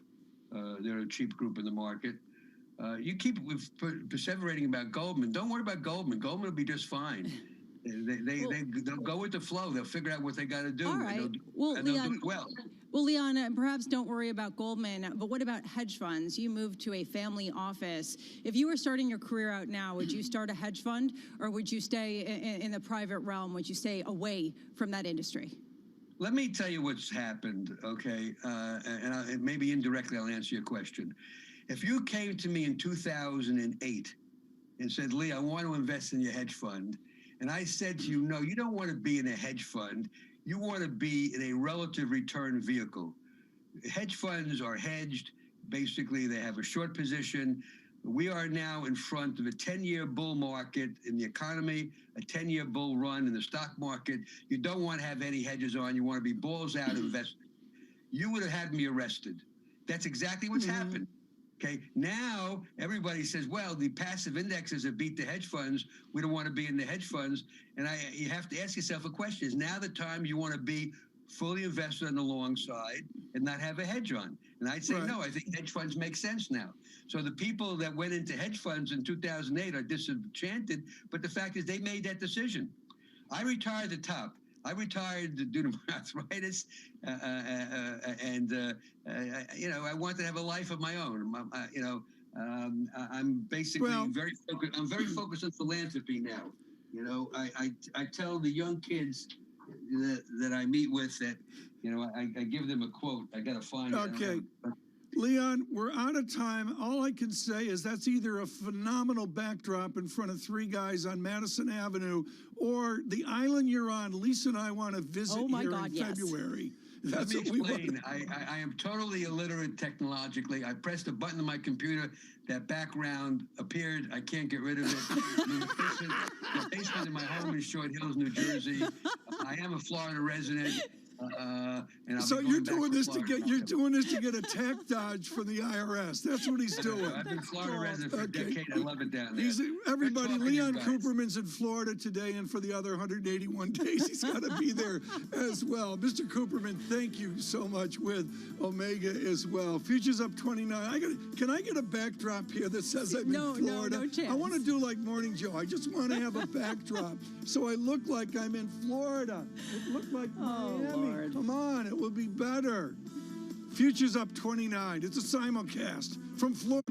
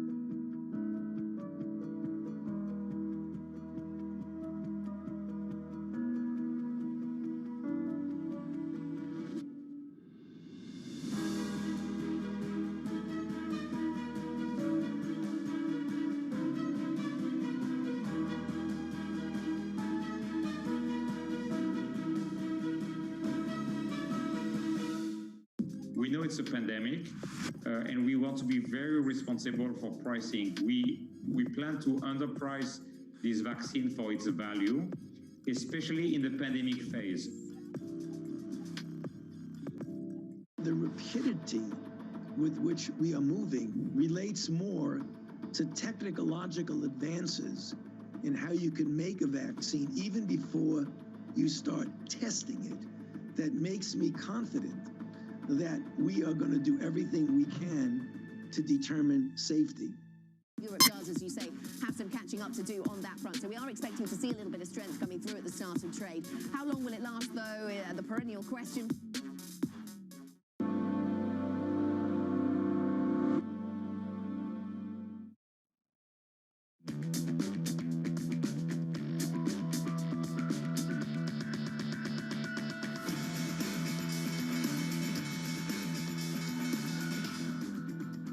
From New York City, for our viewers worldwide, I'm Taylor Riggs. The countdown to the open, it starts right now. We are 30 minutes until the opening bell this morning. We have just come off of 4 straight weeks of gains on all of the major averages, record highs on Friday, all of this extending today into what could be a 5th straight week of gains. Leon Cooperman just told us, do not underestimate the impact of zero interest rate policy on the buoyancy of this stock market. We're going to begin with the big issue. Bears, well, they're going extinct amid a record rebound in U.S. equities.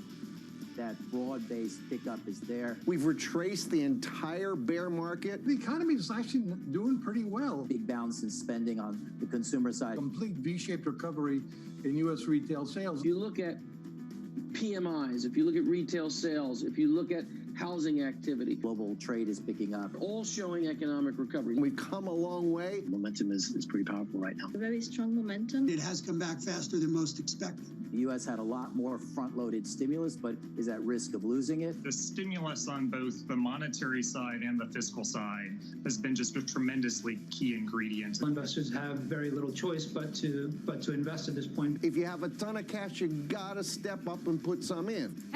For more, let's bring in Bloomberg's Scarlet Fu and a closer look at that rally. Scarlet, we're putting all the cash to work today. Yeah, that was a chorus of Tina. There is no alternative. Look, the catalyst this morning is that hopes the Trump administration will fast-track some COVID-19 vaccines and treatments, but bullishness has really been the hallmark of this stock market all throughout August. The last time the S&P 500 fell at least 1% was back on July 23rd. So that marks 21 sessions in which the S&P did not fall 1%. That is the longest stretch since January. You look at the action in futures over the last week, it shows a steady climb. And in fact, futures set a new record high today, intraday high, surpassing 3397.5.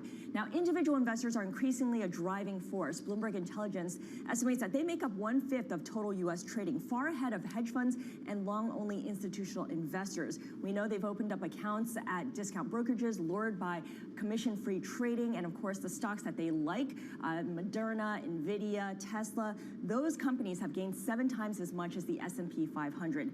Wherever you look, Taylor, skeptics are in short supply. Short sellers are disappearing with short sales at 16-year lows. And according to Goldman Sachs data, the average S&P 500 stocks short interest is 1.8% of market cap. That is a 16-year low. Even Tesla, which, as you know, has as many fans as it has haters, has seen its short interest fall to 4.5% of its float versus 29% last year. Meantime, those who had bet against stocks are now covering those shorts. Among strategists, David Kostin over at Goldman Sachs is the most high-profile bear to turn bull. He raised his price target by 20% to 3,600. It all comes down to lower interest rates, of course. The plunging risk-free rate pulls forward the value of future earnings. It also means there are few alternatives as attractive as equities. Taylor? Yeah, and Scarlett, and we just heard Leon Cooperman say that as well. Do not underestimate the impact of ZERP on, of course, the buoyancy of these equity markets. Scarlett Fu there. Thank you as always.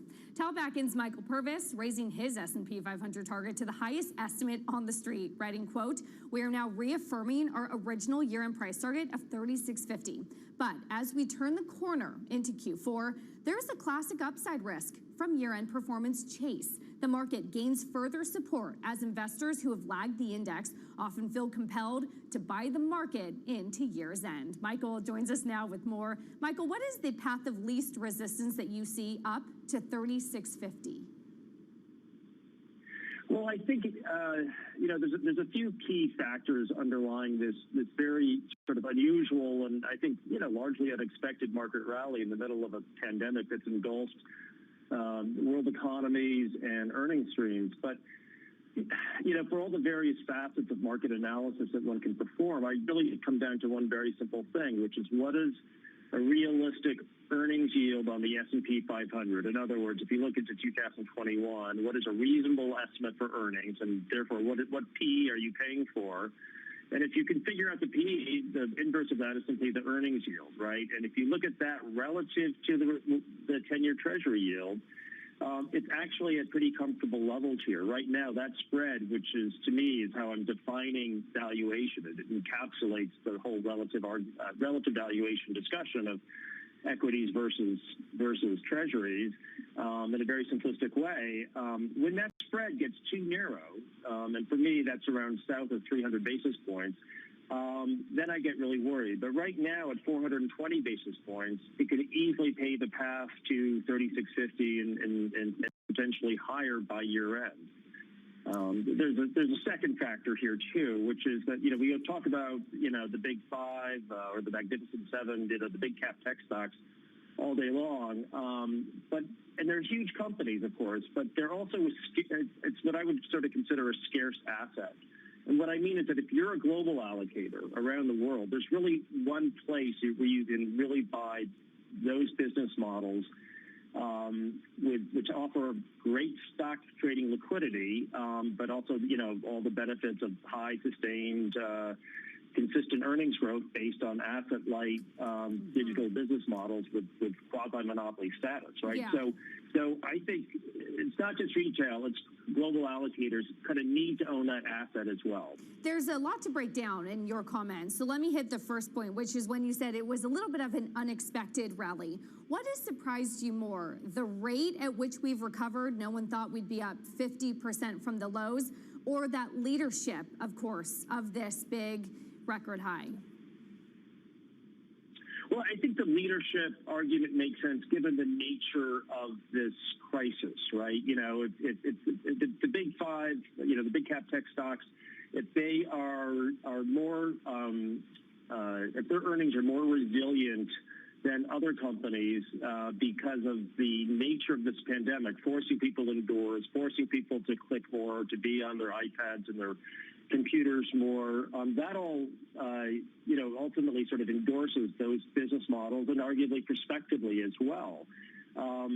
So much of the rest of the stock market is really beholden to some of the classic figures about economic growth, which gets into more, a more sort of nuanced and complicated and risky discussion. So there's a higher variable of outcomes for so many industrial companies' earnings streams into 2021 and 2022 than there is for, say, Apple or Google.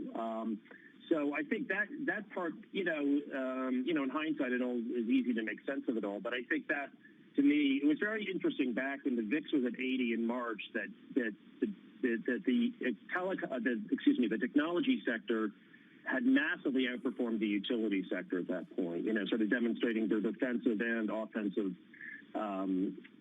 attributes, all in the last 6 months. It's really been pretty remarkable. But I think it's also, the biggest overarching issue is the Fed has not only given us, taken interest rates down to zero, they have given us the view prospectively, and you saw this in the June FOMC very clearly, that 14 of the 16 voters predicting economic and unemployment in those Fed surveys had zero rates through the end of 2022, despite higher than consensus GDP. So I want to talk about those low rates, because you've talked about the relative value, the earnings yield versus the 10-year Treasury. How much of these record highs are dependent on rates at zero and that relative value trade? Oh, they are extraordinarily dependent on that. So it's embedded in my view for, I've been bullish, basically I had some tactical bullish calls from late March, and then those kind of rolled into basically strategic calls. But that strategic call that equities are supported, led by the big cap tech, but the broader market being supported here, is very much a function of the 10-year Treasury yield being range bound the way it has been.